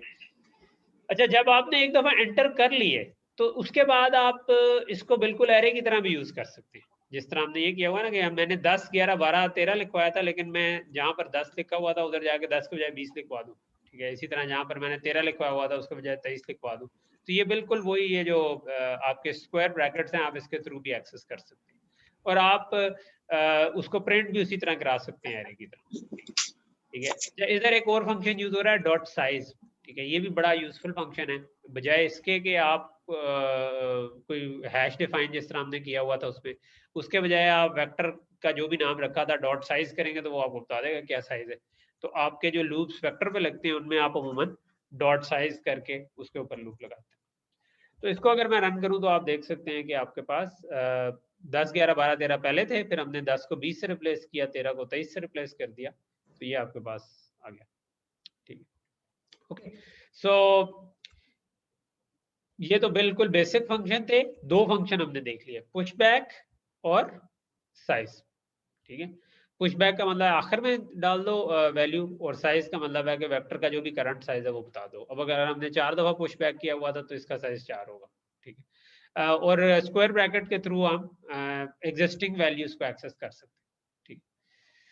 ओके, अगली एग्जांपल है जिसमें हम थोड़ा सा फर्दर वेक्टर के कुछ फंक्शंस यूज करते हैं, ठीक है। मैं भी इन सारों को कमेंट करता हूँ।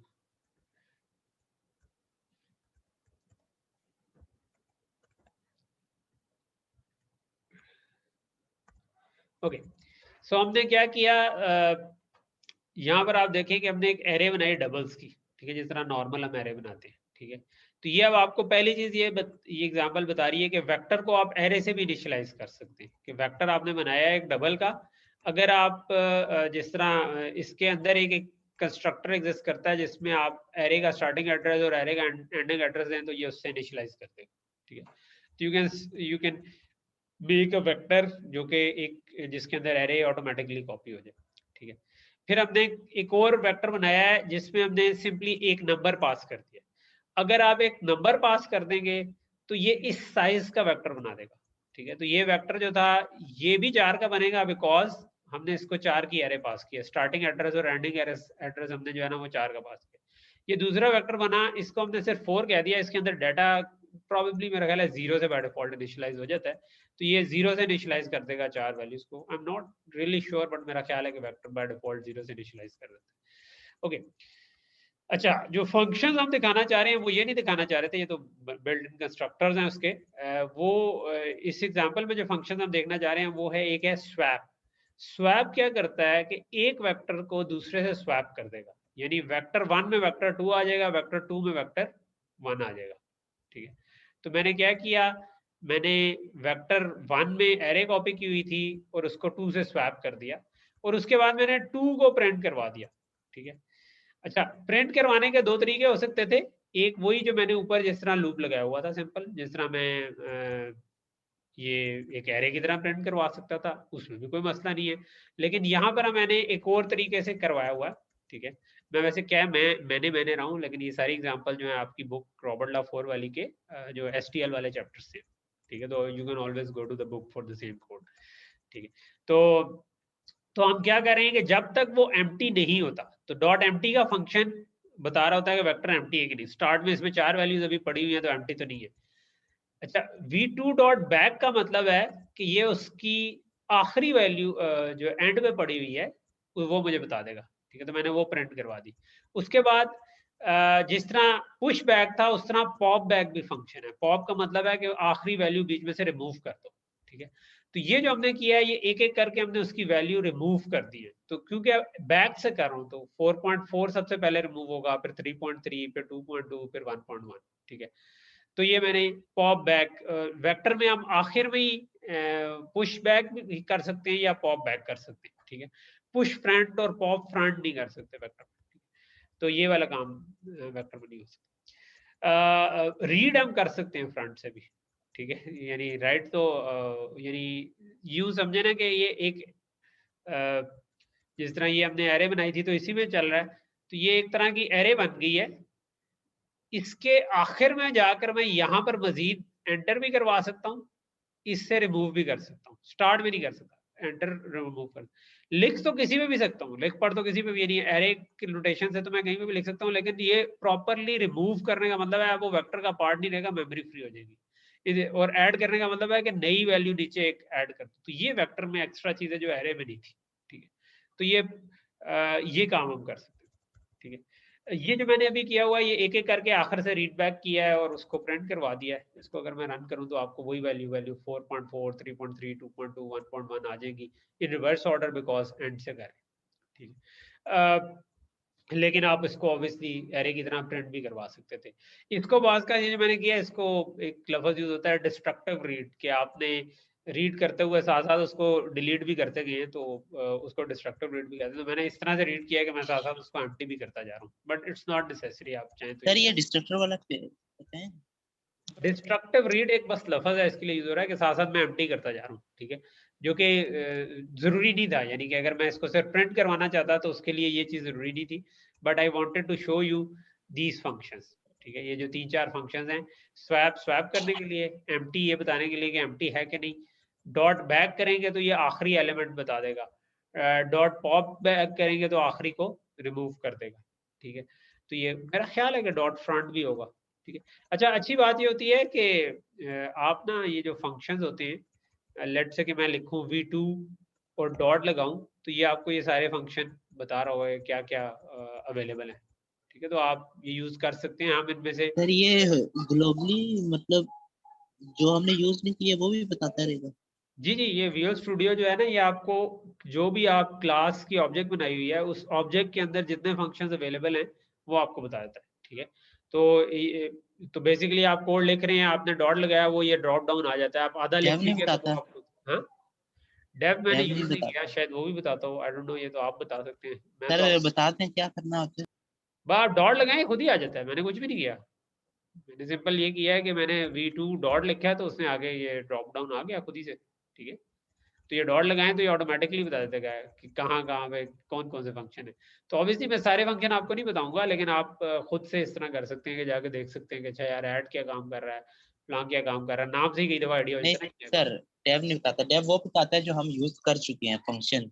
हाँ जी, तो उस लिहाज से विजुअल स्टूडियो मैं इसीलिए शुरू से कह रहा था भाई इस्तेमाल कर लो, अच्छा है, फ्री रखा है माइक्रोसॉफ्ट। ओके, एनीवे, तो ये फंक्शन अब समझ आ गया आपको, ठीक है। सो वेक्टर के आपने 3-4 फंक्शन अब देख लिए हैं, उसको मजीद कुछ हम देख लेते हैं। इंसर्ट दरमियान में करना हो तो एरे में आप देखेंगे कि अगर एरे में मैंने कोई चीज इंसर्ट करनी हो तो इट्स डेफिनेटली थोड़ा सा ये पेन इन द नेक है कि क्या करेंगे, क्योंकि इसका मतलब है इससे नीचे वाली सारी एंट्रीज को नीचे मूव करें और फिर यहाँ पे इंसर्ट करें, राइट।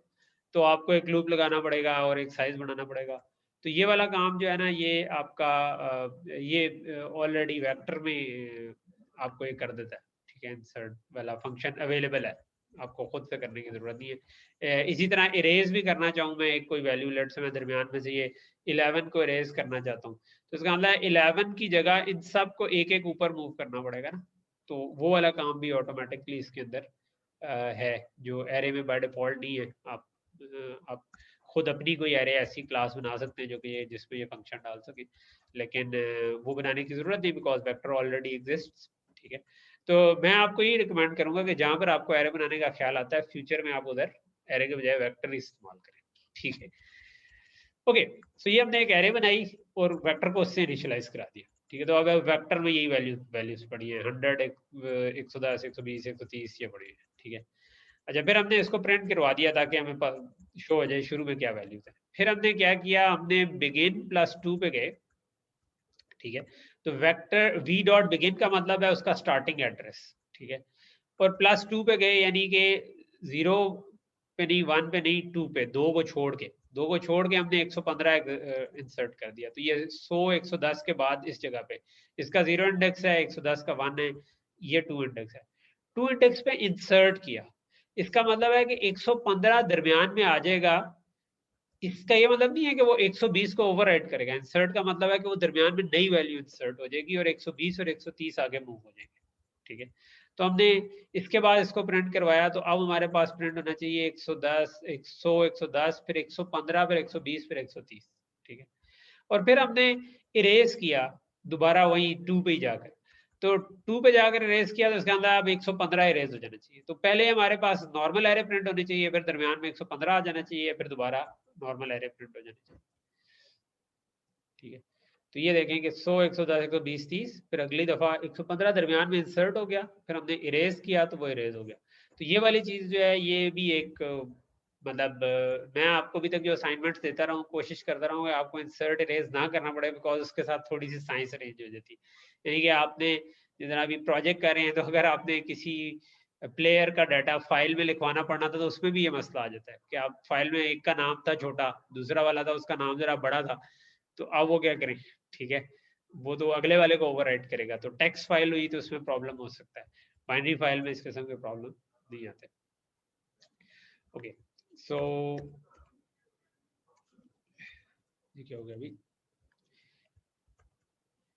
अच्छा ये तो वेक्टर्स के जो मैंने फंक्शन बताने थे वो बता दिए। सो वेक्टर में आपने जो मेनली फंक्शन यूज किए, उसके कुछ कंस्ट्रक्टर्स भी देख लिए हमने, उसका पुश बैक भी देख लिया, और सिंपल बैक से आखिरी वाला आ गया, ठीक है। पॉप बैक भी देख लिया आखिर से पॉप करने के लिए, और इंसर्ट और इरेज, बेसिकली ये फंक्शन हमने देख लिया। इसके अलावा डॉट साइज हमें साइज बता देता है, डॉट बिगिन उसका स्टार्टिंग एड्रेस बता देता है, डॉट एंड जो है वो उसका एंडिंग एड्रेस बता देता है। तो इस किस्म के कुछ फंक्शन। नेक्स्ट चीज है लिस्ट, ठीक है। लिस्ट क्या चीज है, लिस्ट को यूज करने के लिए आपको हैश इंक्लूड लिस्ट करना पड़ेगा।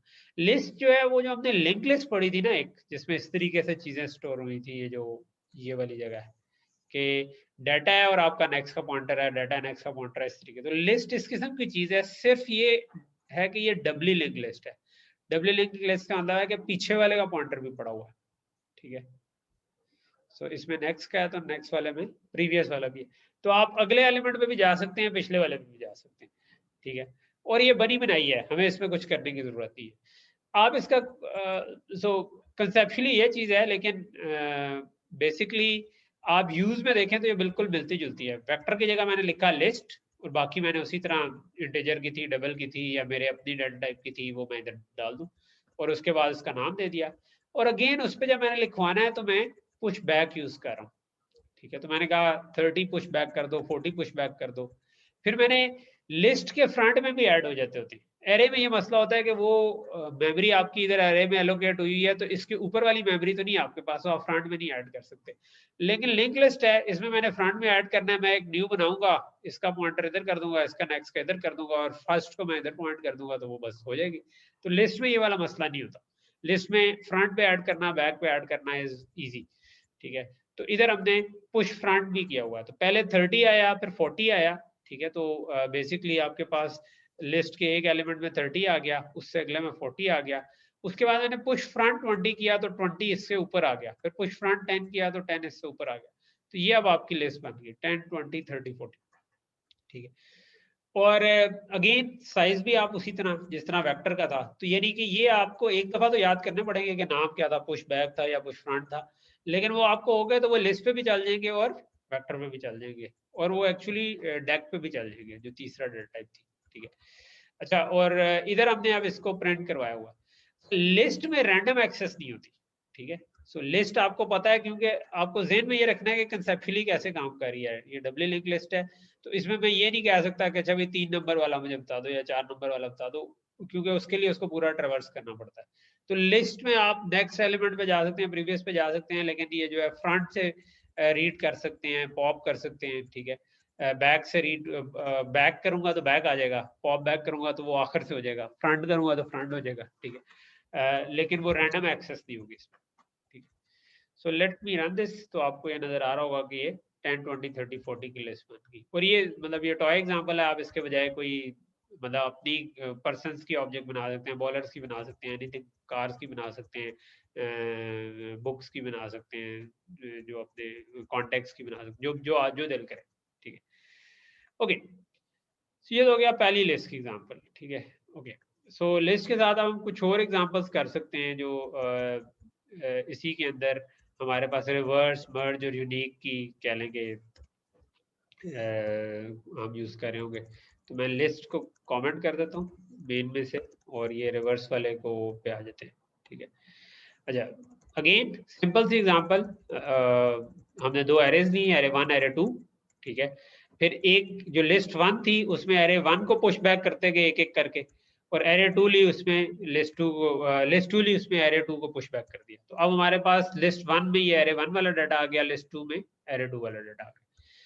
अच्छा, अब ये जो एग्जांपल है ये आपको 2-3 बिल्ट इन फंक्शंस शो कर रही है। रिवर्स क्या करती है, उसका ऑर्डर उल्टा कर देगी। ठीक है, तो ये क्या करेगी, ये आपको 10 20 ये 40 30 20 10 के बजाय 10 20 30 40 कर देगी। ठीक है, अच्छा फिर मैंने क्या किया, मर्ज किया। ठीक है, ये लिस्ट 1 को लिस्ट 2 से मर्ज कर देती है। मर्ज मैंने पहले भी आपको बताया था कि मर्ज जो है वो ऑर्डर में मर्ज करता है, तो इसके लिए चीजों का ऑर्डर्ड होना जरूरी है। तो यहाँ पर अगर आप देखें तो ये असेंडिंग ऑर्डर में 15 के बाद 20 है, 25 है, 30 है, 35 है। ये जो थे इसको क्योंकि हमने रिवर्स कर दिया हुआ है तो ये भी असेंडिंग ऑर्डर में आ गया हो गया, 10 20 30 40।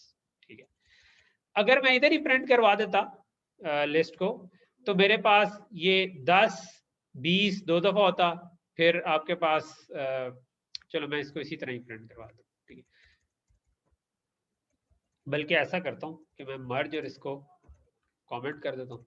ठीक है, लेट्स से कि मैंने सिर्फ रिवर्स किया। ठीक है, ये जो नीचे वाला कोड है ये क्या कर रहा है, लिस्ट 1 को जब तक वो एम्प्टी नहीं होती तब तक वो उसको फ्रंट से पढ़ता है और पॉप करता जाता है। ठीक है, तो बेसिकली ये डिस्ट्रक्टिव रीड ये है कि उसको आखिर में हमारी लिस्ट एम्प्टी हो जाएगी तो ये खत्म हो जाएगा, लेकिन ये फ्रंट से कर रहा है तो ये तरतीब से करेगा। तो अगर मैंने रिवर्स किया था तो ये एरे 1 को मैंने लिस्ट 1 में कॉपी किया था और इसको मैंने रिवर्स कर दिया और फिर मैंने प्रिंट कर दिया और कोई काम नहीं किया। तो इसका मतलब है कि क्योंकि रिवर्स किया तो पहले 10 आना चाहिए, फिर 20 आना चाहिए, फिर 30 आना चाहिए, फिर 40 आना चाहिए। ठीक है, क्योंकि मैं पॉप फ्रंट से कर रहा हूँ। तो ये देखिए कि सबसे पहले 10 आया, 20 आया, 40 आया। अच्छा, अब मैं ये करता हूँ कि मैं लिस्ट 1 के साथ लिस्ट 2 को मर्ज भी कर देता हूँ। ठीक है, तो मर्ज क्योंकि 10 20 30 40 था, उसके अंदर मैं 15 20 25 30 35 को ऐड करूंगा। तो वो मर्ज में हमने पहले भी देखा था कि वो सीक्वेंस में ऐड होंगे, एंड पे नहीं डलेंगे। तो ये हमारा सीक्वेंस आप देखोगे कि मेंटेन रहा है। ठीक है, 10 15 20 दोनों में था, इधर भी से भी 20 आ गया, इधर से भी 25 30 30 35 40। ठीक है, तो ये पूरी मर्ज होगी हमारी। ठीक है, इन असेंडिंग ऑर्डर। यूनिक क्या करता है कि ये वाले में हमने देखा था कि चीजें रिपीट हो रही हैं, 20 दो दफा आ रहा है, 30 दो दफा आ रहा है। तो अगर हम उनको बीच में से रिमूव करना चाहें, ठीक है, तो वी कैन कॉल यूनिक। ठीक है, तो यूनिक क्या करेगा, मैंने अगर यूनिक कॉल कर दिया तो उसने उसमें से जो डुप्लीकेट एंट्रीज हैं उनको रिमूव कर देगा। ठीक है, तो ये इसमें आप देखें 20 और 30 एक एक दफा आ रहे हैं। ठीक है, तो ये बिल्ट इन कुछ फंक्शंस हैं जो कि हम यूज कर सकते हैं। तो ये इसके पीछे ठीक सा काम हो रहा है कि वो ढूंढता जाएगा, कंपेयर करता जाएगा और फिर उसमें से उसको डिलीट करेगा। लेकिन ये हमें खुद से करने की जरूरत नहीं है, इसके बिल्ट इन फंक्शन हमारे पास हैं तो उन्हीं को इस्तेमाल करें। ठीक, सो ये होगी हमारी एग्जांपल जो कि लिस्ट की थी। आखिरी एग्जांपल जो है वो मैं डेक की इसकी कर लेता हूँ, जो सीक्वेंशियल कंटेनर्स की आखिरी है। ठीक है, सो डेक जो है ना, ये एक समझें कि ये एक तरह का mixture of Q and link list and वो है। इसमें एरे में तो आप समझें कि सारा इकट्ठा ही होता है ना। एरे में आपकी कंटिग्युअस मेमोरी होती है, सब कुछ इकट्ठा पड़ा होता है। ठीक है, तो वेक्टर में भी इसी तरह होता है। ठीक है, कंटिग्युअस मेमोरी होती है। लिंक लिस्ट में चीजें दूर दूर पड़ी होती हैं लेकिन उनमें पॉइंटर्स होते हैं। ठीक है, इस तरीके चल रहे होते हैं। तो जो डेक है ना, उसमें कुछ कंटिग्युअस मेमोरीज के मल्टीपल चंक्स उसने रखे होते हैं। ठीक है, और उनके पॉइंटर्स अपने पास खुद मेंटेन किए होते हैं। तो इसकी वजह से डेक में आप रैंडम एक्सेस भी कर सकते हैं। ठीक है, वो रैंडम एक्सेस की भी सपोर्ट देता है और वो लिस्ट की तरह पुश बैक फ्रंट वाला भी दोनों काम कर सकते हैं। लेकिन ये है कि ये उतना फास्ट नहीं होगा जितना वेक्टर होगा, क्योंकि वेक्टर तो था ही कंटिग्युअस। तो इसमें लेट से मैंने इस जगह को एक्सेस करना है तो वो किसी जगह अपने पास जो पॉइंटर्स की एरे होगी उसमें से कैलकुलेट करेगा कि किस जगह पे जाना है और उसके बाद फिर उस जगह पे जाएगा। तो ये वेक्टर से थोड़ा सा स्लो होगा, लेकिन इसमें फिर आपके पास वो जो लिस्ट वाली फ्लेक्सिबिलिटी है कि आप फ्रंट पे भी पुश कर सकते हैं, बैक पे भी कर सकते हैं, वो आ गई है, ठीक है, जो कि वेक्टर में नहीं थी, ठीक है। तो अब आप जब डिजाइन कर रहे हो तो डिजाइनर का काम ये होता है कि वो देखे कि मैं मुझे जो चीज चाहिए क्या मुझे फ्रंट पे पुश करने की जरूरत है या नहीं है, ठीक है। अगर फ्रंट पे पुश करने की जरूरत है तो वो देखे कि यार इसमें क्या मुझे रैंडम एक्सेस की जरूरत है कि नहीं है। जो भी प्रॉब्लम सॉल्व कर रहे हैं उसमें क्या मुझे पूरी में मैं एक एक करके सर्च कर लूँ तो कोई मसला नहीं है, तो लिस्ट लगा दो, ठीक है। अगर मुझे लगता है नहीं मुझे तो रैंडम एक्सेस भी चाहिए तो मैं फिर उसको वेक्टर पे चला जाऊँ। अगर मुझे लगे कि नहीं मुझे फ्रंट पे भी पुश करना है, बैक पे भी पुश करना है, तो फिर मैं डेक पे चला जाऊँ, ठीक है। यूज बिल्कुल वैसा है, ठीक है। ये पीछे कॉन्सेप्ट आपको समझना चाहिए, क्योंकि जब डिजाइन कर रहे होंगे तो उससे फर्क पड़ेगा कि एक्चुअल जो प्रोग्राम है उनमें बहुत बड़े बड़े डाटा पे आप ऑपरेट कर रहे होते हैं ना। तो लेट्स से आप नादरा के डाटाबेस पे कर रहे हैं, तो अब आपके पास करोड़ों लोग हैं जिनमें से आपने सर्च करना है, तो वहां पर आप कौन सा डाटा कौन सा टाइप यूज करें वो इंपॉर्टेंट हो जाता है। लिस्ट में रखा हुआ तो वो तो ढूंढता ही रहेगा उसमें, ठीक है, बहुत लंबा हो जाएगा। अगर कोई रैंडम एक्सेस करनी है तो वो पहले एक एक करके अगले पॉइंटर पे जाएगा, तो 1 करोड़वें नंबर पे जाकर उठा कर ला के देगा, तो वो तो बड़ा लंबा हो जाएगा। तो वहां पर फिर आप सोच सकते हैं कि क्या करना है। लेकिन देखने में आपको इसमें कोई कोड में कोई फर्क नहीं नजर आ रहा होगा, यानी कि हमने सेम सिर्फ नाम इधर एक चेंज किया है। इधर वेक्टर के बजाय लिस्ट लिख देंगे तो लिस्ट बन जाएगी, डेक लिख देंगे तो डेक बन जाएगा, और वेक्टर लिख देंगे तो वेक्टर बन जाएगा। सेम वही function push back pop front. Vector में पॉप फ्रंट नहीं, पुश फ्रंट नहीं होता, लिस्ट में और डेक में पुश फ्रंट भी होता है पुश बैक भी होता है। तो हमने 30 40 50 ऐड किया, 10 20 20 बाद में ऐड किया, 10 उसके बाद ऐड किया, तो ये टोटल 10 20 30 40 50 तक बन जाएगा। फिर हमने ये जो अब आपको बता कह रहे हैं कि हम लिस्ट में ये काम नहीं कर सकते थे, ये वाला स्क्वायर ब्रैकेट यूज कर सकते हैं, वेक्टर और डेक में ये दोनों काम कर सकते हैं। कि मैंने इसमें जाकर रैंडम सेकंड लोकेशन पे चला गया, तो यहाँ पर 30 लिखा हुआ था उसके बजाय मैंने 33 कर दिया, और उसी तरह मैंने प्रिंट भी करवा दिया जिस तरह वेक्टर को प्रिंट करवा दिया, ठीक है। तो मैं अगर इसको रन करूँ तो आप देख रहे होंगे 30 के बजाय 33 होगा, अदरवाइज ये पुश बैक पुश फ्रंट दोनों इस पे काम कर रहे हो। तो ये तो हो गया आपके सीक्वेंशियल कंटेनर्स, ठीक है। सो इसके अलावा मैंने जो आपको पिछली स्लाइड थी इससे, जिसमें मैंने आपको बताया था कि एसोसिएटिव कंटेनर्स भी एग्जिस्ट करते हैं। इन पे मैं बाद में आता हूँ, मैं पहले आइटरेटर्स पे थोड़ा सा आ जाऊँ, ठीक है, कि आइटरेटर क्या चीज़ है, ठीक है। आइटरेटर जो है ना वो काइंड ऑफ मैंने आपको थोड़ा सा इंट्रो दिया था कि आइटरेटर जो है इट्स एन एडवांस पॉइंटर, ठीक है। और वो काम क्या कर रहा है कि जिस तरह मेरे पास अब ये सॉरी तीनों तरह की चीज़ें पड़ी हुई हैं, यही मेरे पास वेक्टर टाइप की चीज भी है, लिस्ट टाइप की चीज भी है, और डीक्यू टाइप की चीज भी है। तो अब अगर मैं पॉइंटर यूज करता, मैं कहता कि यार मेरे पास जो वेक्टर है उसका स्टार्टिंग एड्रेस अगर पॉइंटर होता, वेक्टर एक्स होता, तो मैं इसको तो अगर प्लस प्लस करूंगा तो ये आगे एक चला जाएगा।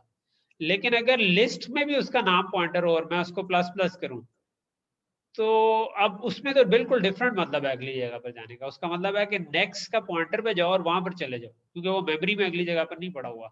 इधर तो आपने असल में उसमें जो इंटीजर था तो 4 ऐड किया, डबल था तो 8 ऐड किए, लेकिन इधर आपने ऐड नहीं करना, असल में किसी और जगह जाना है। और सेम केस डीक्यू में या डेक में, बाद लोग इसको डीक्यू कहते हैं लेकिन इसकी असल प्रोनाउंसिएशन डेक है, ठीक है। तो डेक में भी यही है कि मैं हो सकता है कि वो एक कंटिगुअस मेमोरी ब्लॉक में, तो तब तो उसने इंक्रीमेंट होना था, लेकिन जब इसके एंड पे पहुंच गए तो अब आपको किसी और जगह जाना है। तो वो प्लस प्लस का मतलब कभी होगा कि इंक्रीमेंट करना है, कभी होगा कि अच्छा जंप करके जाना है, डिपेंडिंग ऑन कि डाटा स्ट्रक्चर क्या पड़ा है। तो आइटरेटर जो है ना, इससे हमें आजाद कर देते हैं। आइटरेटर जो है वो कहते हैं आप आइटरेटर बनाएं जिस टाइप की आपने चीज बनानी है उसका, और उसमें फिर आप जब प्लस प्लस करेंगे तो वो ऑटोमेटिकली पीछे प्लस प्लस होता जाएगा। तो इन्होंने क्या किया है कि आइटरेटर को एक अलग ही क्लास बना दिया है टेम्पलेट्स में, जो कि फिर इन सब के साथ इस्तेमाल हो जाती है। इसको यूज करके देखते हैं। सबसे आसान तरीका है कि हम इसको ट्राई करें, प्रोग्रामिंग की सबसे अच्छी बात, ठीक है। तो कैसे डिक्लेयर होते हैं और कैसे यूज होते हैं। तो यहाँ पर हमने एक लिस्ट बनाई, ठीक है। तो ये मेरे पास दो पहले एरे बनाई और फिर एक एक करके उसको लिस्ट में पुश बैक कर दिया। तो अब लिस्ट के अंदर भी 2 4 6 8 ही पड़ा हुआ है, ठीक है। उसके बाद जब आइटरेटर बनाना होता है ना, तो वो हम जिस तरह पॉइंटर बनाते थे उसके बजाय आइटरेटर अगर बनाना हो तो मैं कहूंगा कि इंटीजर की लिस्ट टाइप का आइटरेटर बना दो, ठीक है। जिस तरह की जो हमने जिस टाइप का लिस्ट डिक्लेयर की थी ना, यही यहाँ से कॉपी किया, यहाँ पर पेस्ट किया, आपने ये स्कोप रेजोल्यूशन ऑपरेटर लगाया और साथ आइटरेटर लिख दिया, तो इसका मतलब है कि इस टाइप का आइटरेटर बना दो, ठीक है। अच्छा, अब आपने आइटरेटर बना दिया तो अब आप देखें कि जिस चाहे ये वेक्टर होता तो मैंने वेक्टर टाइप का बना दिया, लिस्ट है लिस्ट टाइप का बना दिया। मैं इसके साथ कह सकता हूँ कि यार इसके बिगिन से जाओ, इसके एंड, जब तक ये एंड के इक्वल नहीं होता वहां तक जाओ और इसको प्लस प्लस करते जाओ।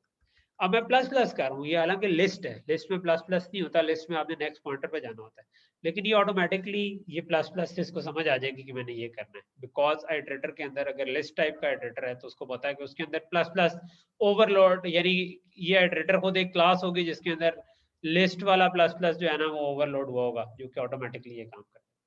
दूसरा, जिस तरह पॉइंटर को डी रेफरेंस कर लेते थे स्टैरिक लगा के, इसको भी कर लेते हैं। तो मैंने कहा स्टैरिक आइटरेटर, तो ये एक एक करके गया, बिगिन से स्टार्ट हुआ लिस्ट के, ठीक है।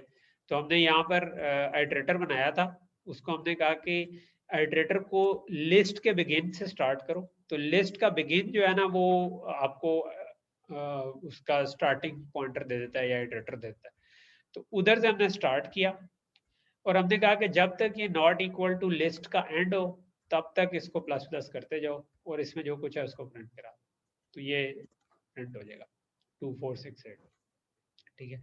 अब यहाँ पर मैंने यहाँ पर लिस्ट के बजाय वेक्टर लिख दिया होता तो मैंने यहाँ पर सिंपल वेक्टर लिखना था, यहाँ पर सिंपल वेक्टर लिखना था, एंड दैट्स इट।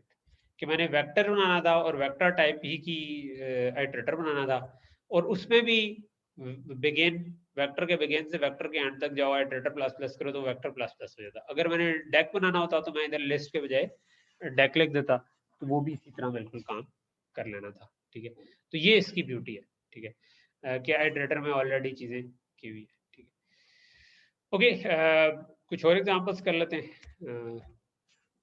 कहाँ गया हमारी आइटरेटर की, पहले तो हो गई, हमने लिस्ट को सिंपल रीड किया था, लेट्स से कि मैं लिस्ट को फिल करना चाहता हूँ, ठीक है। अगेन मैंने एक लिस्ट बनाई 5 की और फिर मैंने उसका एक लिस्ट टाइप का आइटरेटर बना दिया, और यहाँ पर अब हमने बिल्कुल वही काम, कोई कोई खास साइंस नहीं है। मैंने आइटरेटर को स्टार्ट किया लिस्ट के बिगिन से, आइटरेटर को जब तक वो एंड तक नहीं जाता आइटरेटर प्लस प्लस किया, और अब मैंने उसको कहा कि यार हर जगह पे जब गया था तो हमने डाटा प्लस इक्वल टू 2 कर दो। डाटा हमने 0 से इनिशियलाइज किया था तो पहली जगह पे 0 लिखा था, दूसरी जगह पे हमने 2 लिख देंगे, तीसरी जगह पे 4 हो जाएगा, क्योंकि प्लस इक्वल टू 2 का मतलब है कि 2 ऐड करते जाओ, ठीक है। तो हर दफा वो दो ऐड होता जाएगा, तो 0 4 2 4 6 इस तरह चलता जाएगा, और इसके बाद हमने प्रिंट भी बिल्कुल उसी तरह करा दिया, ठीक है।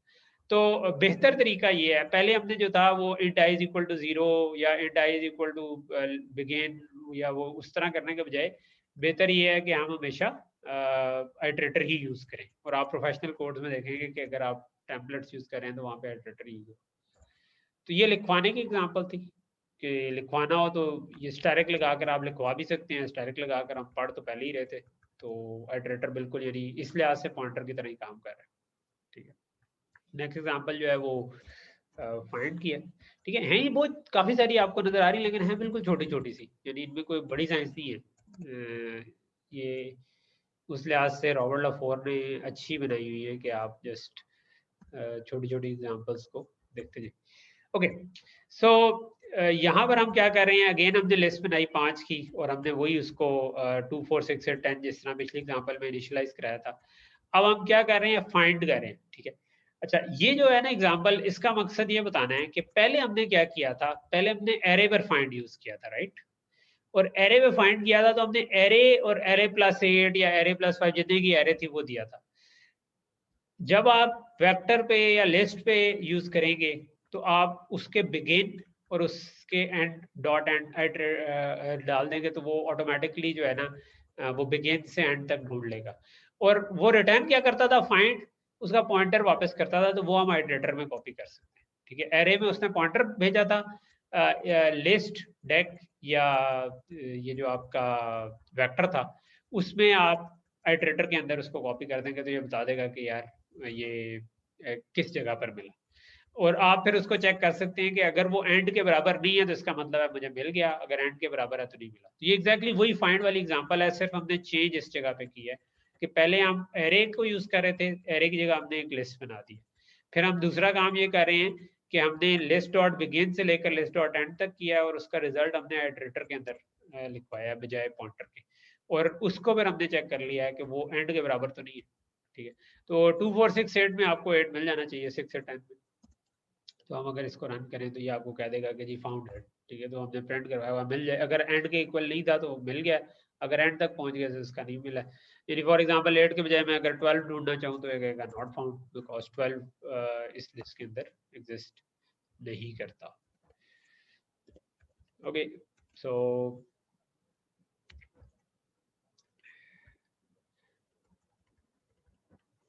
इसी तरह की छोटी छोटी फर्दर टॉय एग्जांपल्स हैं। कॉपी पे आ जाते हैं, ठीक है। सो पिछली वाली को मैं बंद कर देता हूँ, ठीक। अच्छा, मैंने जो फाइंड किया था इसमें ये जो फाइंड था ना, ये एक्चुअली यूज वही वाला फाइंड हुआ था जो पीछे हमने यूज किया था, लेकिन क्योंकि वो टेम्पलेट बेस्ड है तो वो हर एक पे चल जाता है, तो ये ध्यान में रखें, ठीक है। अच्छा, सेकंड ये है कि अच्छा ये हमने एक एरे बनाई, उसको हमने वेक्टर में कॉपी कर दिया, ठीक है, और एक और 10 की का वेक्टर बना दिया, ठीक है, जिसमें हमने कोई चीज कॉपी नहीं की, ठीक है। और फिर हमने यूजर से कहा कि आप बिगिन रेंज और एंड रेंज हमें बताएं। फॉर एग्जांपल आप कहते हो कि यार 3 से 6 तक या 2 से 5 तक, ठीक है। तो अब अगर मैं उसको कॉपी करना चाहता हूँ बिगिन रेंज से एंड रेंज वाले को इन वेक्टर 2, ठीक है, तो क्या करना होगा?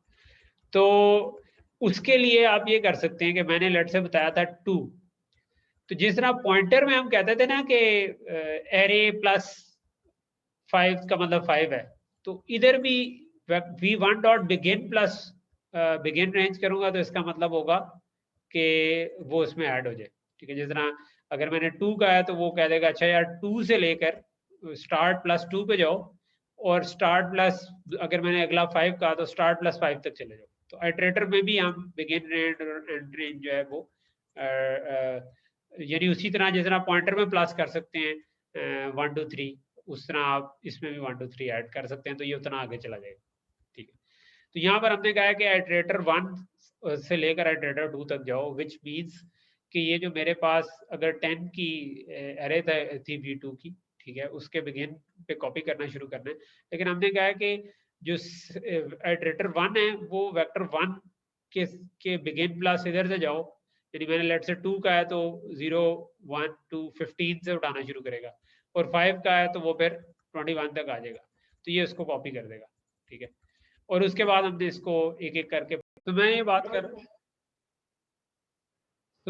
रहा था कि हमने 2 वेक्टर बनाए, एक को इससे इनिशियलाइज किया, दूसरे किसी से भी इनिशियलाइज नहीं किया, और दूसरे में हमने कहा कि यूजर से इनपुट लेके कि यार एरे 1 के किस जगह से किस जगह तक कॉपी करना है, ठीक है, वो मैंने दूसरे में कॉपी कर दिया। तो वो अब उसका सिंटेक्स क्या होगा, तो उसके लिए आप आइटरेटर बनाएंगे वेक्टर टाइप का, और उसको यूजर से जो भी इनपुट ली थी उसको बिगिन में ऐड कर देंगे, ठीक है, बिगिन से एंड तक। और हमने कह दिया कि ये बिगिन वाले को पहले रखा, एंड वाले को बाद में रखा, और जिसमें कॉपी करना था वो हमने उसके बाद लिख दिया। तो v2 डॉट बिगिन हमने बता दिया कि जहाँ से सेकंड वेक्टर का स्टार्ट हो रहा है वहां पे कॉपी कर दो। और इसके बाद हमने जो वैल्यूज कॉपी की थी उनको प्रिंट करवा दिया फ्रॉम वेक्टर 2, ठीक है। तो हमने कहा कि यार जब तक आइटरेटर 1 जो है उसको हमने बिगिन पे लेके, और उसको कहा कि जब तक वो आइटरेटर 3 के इक्वल नहीं हो जाता, जहां तक कॉपी हुआ था उसने ये रिटर्न किया था, तो वो वहां तक उसको प्रिंट करवा दो, ठीक है। तो ये हमारे पास आ गया कि ब्लड से मैंने उसको कहा कि 3 से लेके 8 तक प्रिंट करवा दो, तो उसने 17 से लेकर 25 तक जो वैल्यूज थी वो प्रिंट करवा दी। अच्छा, वेक्टर 2 जो था वो 10 का था, यहाँ पर मैंने प्रिंट जो करवाया है वो वहां तक करवाया है जहां तक कॉपी उसने किया था, यानी कॉपी वाले पॉइंटर को उठाया। अगर इसके बजाय मैं एंड तक प्रिंट करवाना चाहूँ जहां पर हमने आगे कॉपी नहीं किए हुए वो भी प्रिंट करवाना चाहूँ, तो मैं वेक्टर 2 डॉट एंड यूज कर सकता हूँ इस जगह पर, ठीक है। तो ये मुझे बाकी की वैल्यूज भी प्रिंट करवा देगा, ठीक है। लेट से मैं कहता हूँ 2 से लेकर 7 तक करो, तो ये बाकी वैल्यूज 0 थी क्योंकि 10 का था, मैंने वो उसको कॉपी नहीं किया, ठीक है। तो आप एंड भी यूज कर सकते हैं। आप उस वाले इटरेटर को अगर उधर तक कॉपी करना था तो ये कॉपी जो है वो वहां जहां तक कॉपी हुआ है उसका पॉइंटर रिटर्न कर देता है, ओके। कुछ छोटे छोटे और फंक्शन भी इसी किस्म के हैं, जिस तरह आप लिस्ट को रिवर्स में भी पढ़ सकते हैं, ठीक है। उसके लिए आपको क्या करना होता है,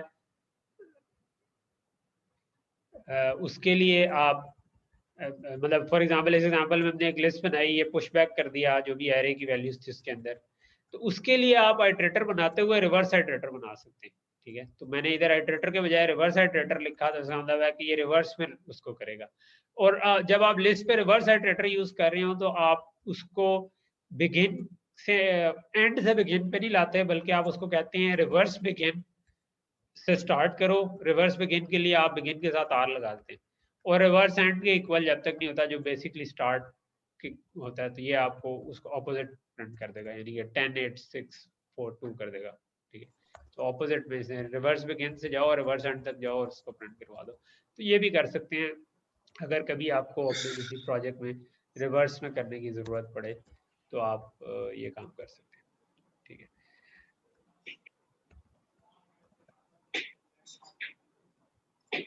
अगली एग्जांपल है DQ कॉपी करने की, ठीक है। सो हमने क्या किया, दो एरेज बनाई हमने, दो डेक बनाए, सॉरी मैं भी DQ कह रहा हूँ, मैं पहले DQ कहता होता था, तो अब मैंने नाम डेक उसका मुंह पे चढ़ा रहा हूँ, ठीक है। तो हमने दोनों में डेक 1 और डेक 2 पे एरे 1 एरे 2 कॉपी कर दी, ठीक है। तो अब अगर मैं ये करूं कि मैं कहूं डेक 1 के बिगिन से एंड तक जाओ और उसमें डेक 2 कॉपी कर दो, तो ये पूरा डेक कॉपी कर देगा उसको, ठीक है। जस्ट लाइक लिस्ट कॉपी की थी, उसमें मैंने रेंज दी हुई थी, इसमें मैंने कहा कि यार पूरा का पूरा कॉपी कर दो, रेंज जो थी स्टार्ट से एंड तक पूरी रेंज दे दी, ठीक है। तो ये डेक 2 जो है असूली तौर पे स्टार्ट वो हुआ था 2 4 6 से 10 से, लेकिन क्योंकि अब मैंने उस पर डेक 1 वाली चीजें यानी 1 3 5 7 9 कॉपी कर दी है, तो अब अगर मैं डेक 2 को प्रिंट करूंगा तो वो 1 3 5 7 9 होगा इंस्टेंट ऑफ जो इवन नंबर्स जो इनिशियली उस पर कॉपी किए। तो यानी कि अगर मैं इसको कॉपी ना करूं तो ये इवन नंबर इसके अंदर कॉपी हुए होंगे, ठीक है, डेक 2 में। लेकिन अगर मैं वो कॉपी कर दूं, मैं कहूँगा यार डेक 1 के स्टार्ट से एंड तक डेक 2 में कॉपी कर दे, तो ये अब डेक 2 को प्रिंट करूंगा तो उसमें और नंबर प्रिंट, ठीक है। अगेन ये छोटी छोटी सी टॉय एग्जांपल्स ही चल रही है। अच्छा, ये वाली जो एग्जांपल है इसमें हम ये करना चाह रहे हैं कि इंसर्ट करना चाह रहे हैं, ठीक है, इन अ डेक, ठीक। सो ये मेरे पास डेक थी,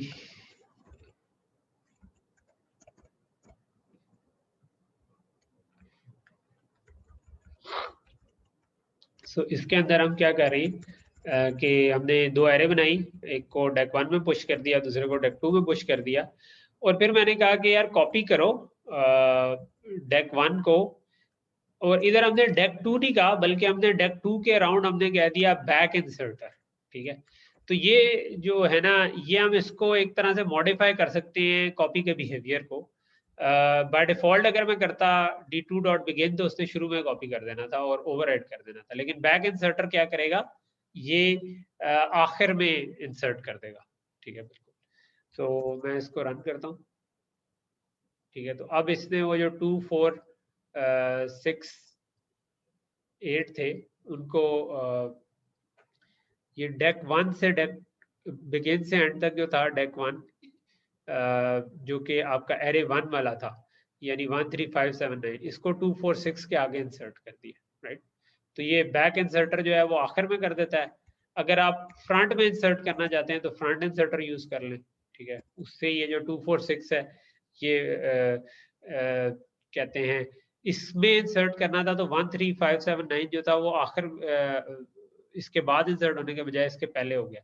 लेकिन क्योंकि ये इंटरनली पुश बैक ही कर रहा होता है, तो ये उसको उलट कर देता है, यानी इसमें सबसे पहले ये 1 इंसर्ट करेगा, फिर 3 करेगा, फिर 5 करेगा, फिर 7, फिर 9, तो उससे ऑटोमेटिकली इसका ऑर्डर रिवर्स हो जाएगा, क्योंकि वो पहले को पहले इंसर्ट कर रहा है। और अगर मैं किसी और जगह पर इंसर्ट करना चाहता हूँ, ठीक है, तो एक इंसर्टर में आप ये भी कह सकते हैं कि यार किस जगह पे इंसर्ट करना है, ठीक है, सिंपल इंसर्टर कॉल करके इसको भी मैंने कह दिया कि बिल्कुल बिगिन में इंसर्ट कर दो। तो मैं अगर बिगिन प्लस समथिंग कर देता तो वो उधर इंसर्ट हो जाता। तो ये वैल्यूज थी उसने D2 में 246 के शुरू में ही 13579 सीधा इंसर्ट कर दिया, बिकॉज मैंने उसको कहा कि D2 डॉट बिगिन पे इंसर्ट करो। अगर मैं बिगिन +1 पे कर देता तो ये 2 के बाद इंसर्ट करता 13579 को, ठीक है। तो ये 2 के बाद 13579 है। तो आप यानी कि इंसर्ट वाला जो ऑपरेशन है उसको फर्दर मॉडिफाई कर सकते हैं यूजिंग दिस थिंग, ठीक है, इंसर्टर। मैं थोड़ा सा आज 10 मिनट एक्स्ट्रा लूंगा।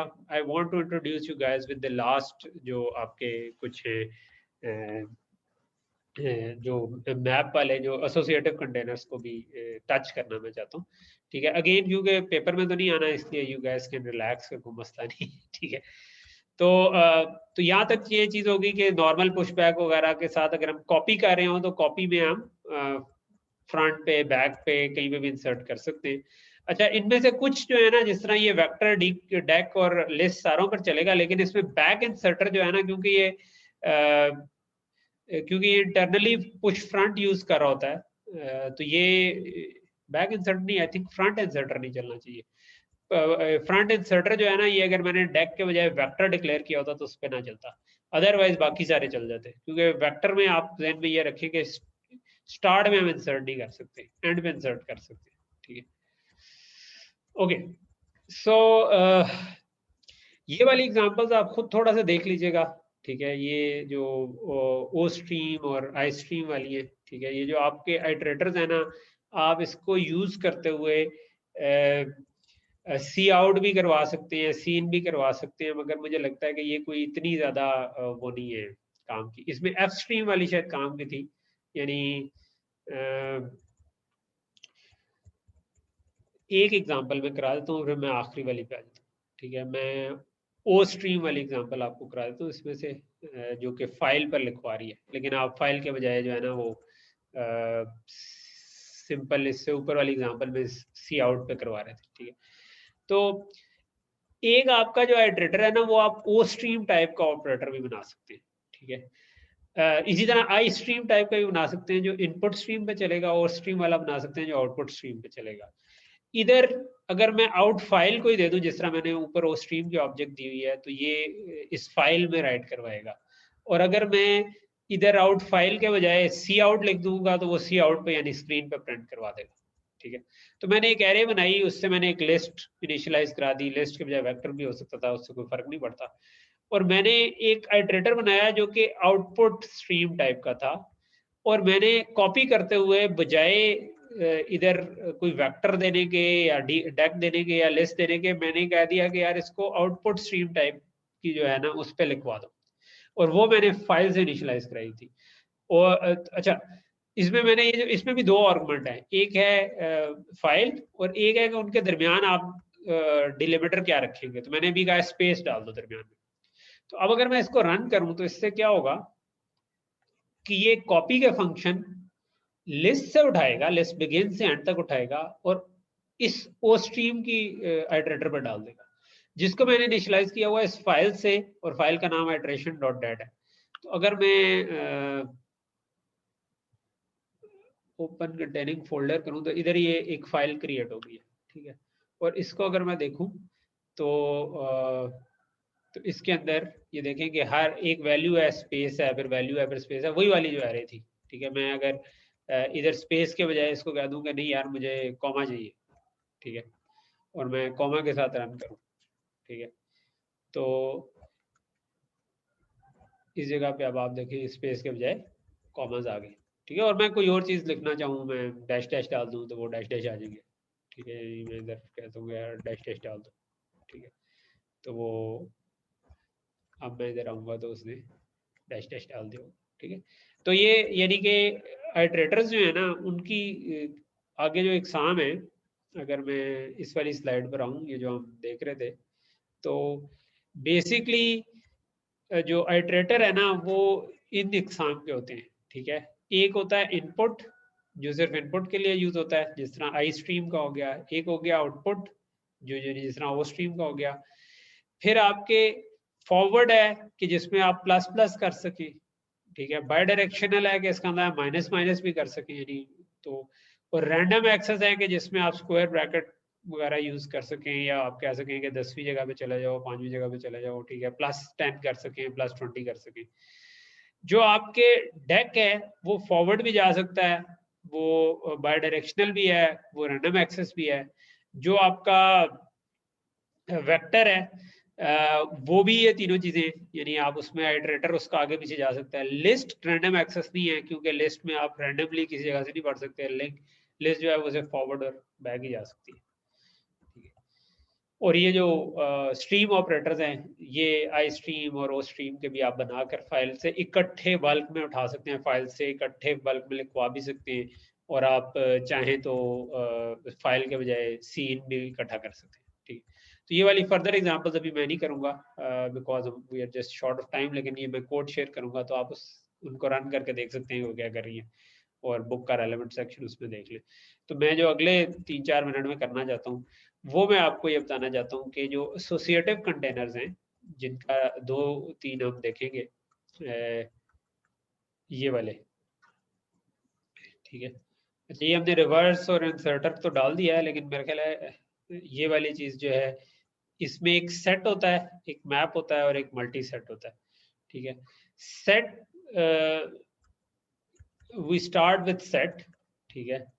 अच्छा, इनको आप समझने के लिए ये देखें, समझें कि जो टिपिकली जिस तरह से हमने बनाए थे ना वेक्टर वगैरह, तकरीबन ये उसी किस्म की चीज है।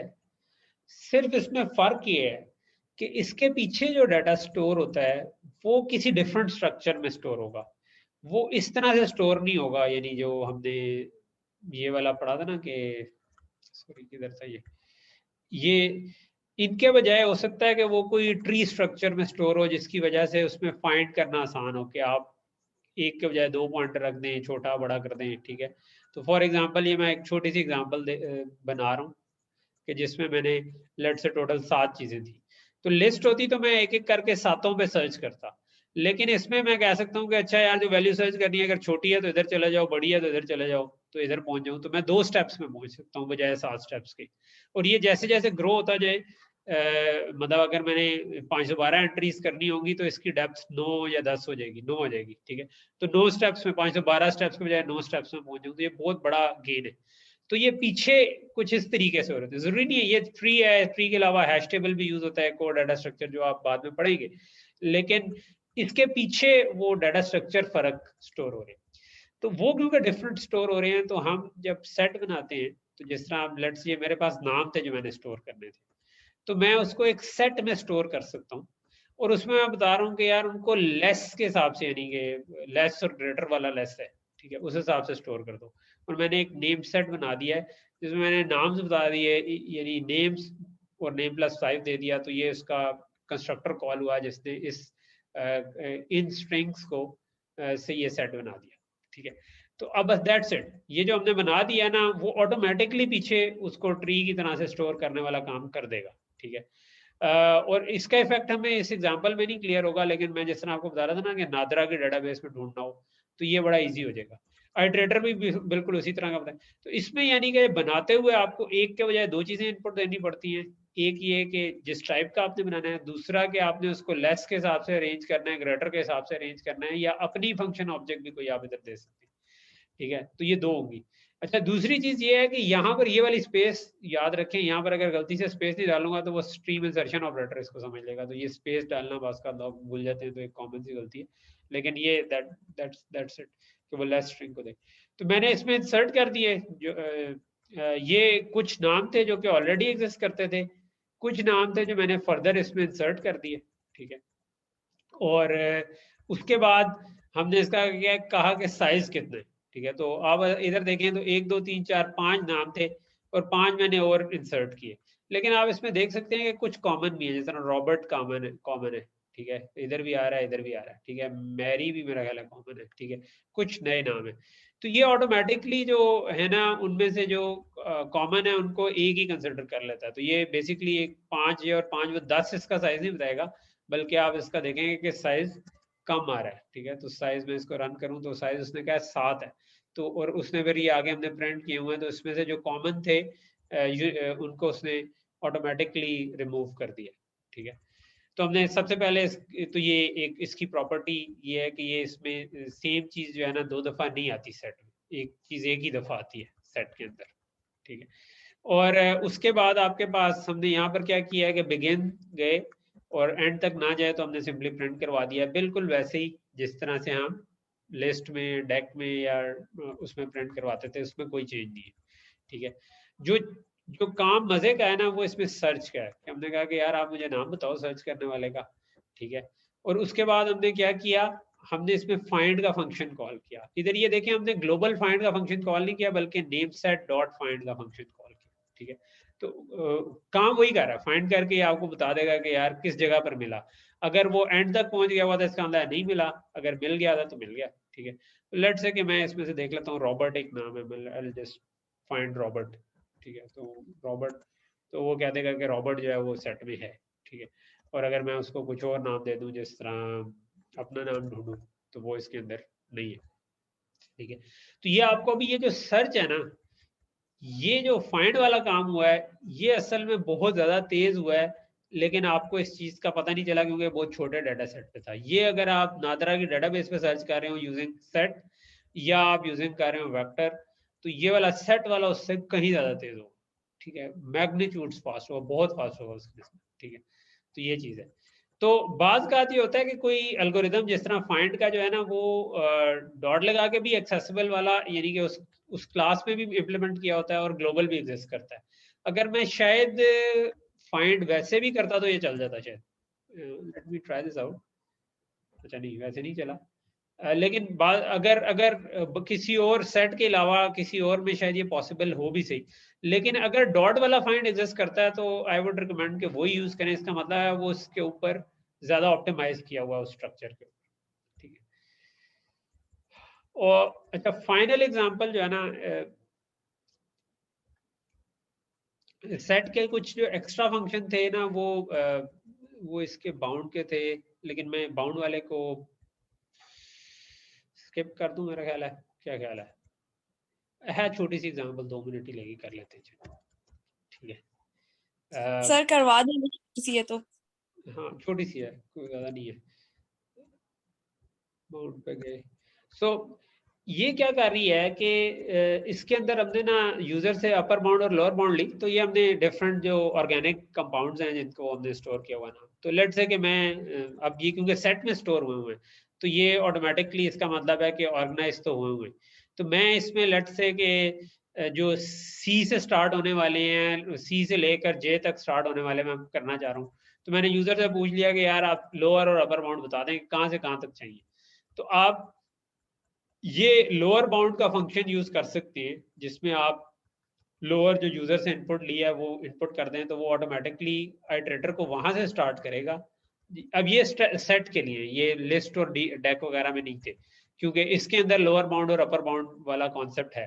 तो इसके अंदर अब मैंने इसको क्योंकि ये तरतीब से ऑर्गेनाइज करके उनको रखता है ना, तो मैंने इसके अंदर कह दिया लोअर, लेट से मैंने सी एंटर किया था। मैं इसको रन करके पहले आपको दिखा देता हूँ, फिर नीचे कोड में बताता हूँ। फॉर एग्जाम्पल मैं कहता हूँ कि यार मैं सी आई से जो स्टार्ट हो रहे हैं या बल्कि सी यू से जो स्टार्ट हो रहे हैं वहां से स्टार्ट करके मैं लेट से कि एन तक जाना चाहता हूँ, ठीक है।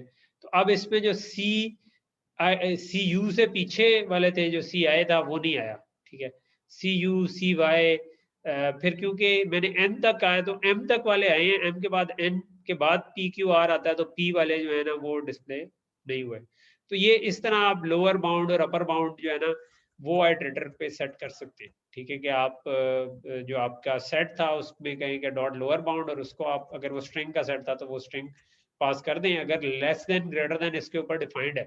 इंपॉर्टेंट चीज ये है कि जो भी डाटा स्ट्रक्चर आपने पास किया उसमें लेस देन वगैरह डिफाइंड होना चाहिए, ताकि वो इधर से स्टार्ट करे लोअर बाउंड से और अपर बाउंड तक चले, और दरमियान में उसको जब भी वो कोई मिले तो वो उसको उन सबको प्रिंट करवा दे, ठीक है। तो हमने कहा लोअर बाउंड से स्टार्ट हो, जब तक ये अपर बाउंड तक नहीं पहुंचता तब तक आइटरेटर को प्लस प्लस करते जाओ, और स्टैरिक का मतलब है कि उसको प्रिंट करवाते जाओ। स्टैरिक आइटरेटर क्या करेगा, उसको प्रिंट करवा देगा, और आइटरेटर प्लस प्लस क्या करेगा, आइटरेटर को इंक्रीमेंट कर देगा। ओके सो आज की मेरा ख्याल है आखिरी एग्जांपल पे आ जाते हैं, वो है मैप की, ठीक है।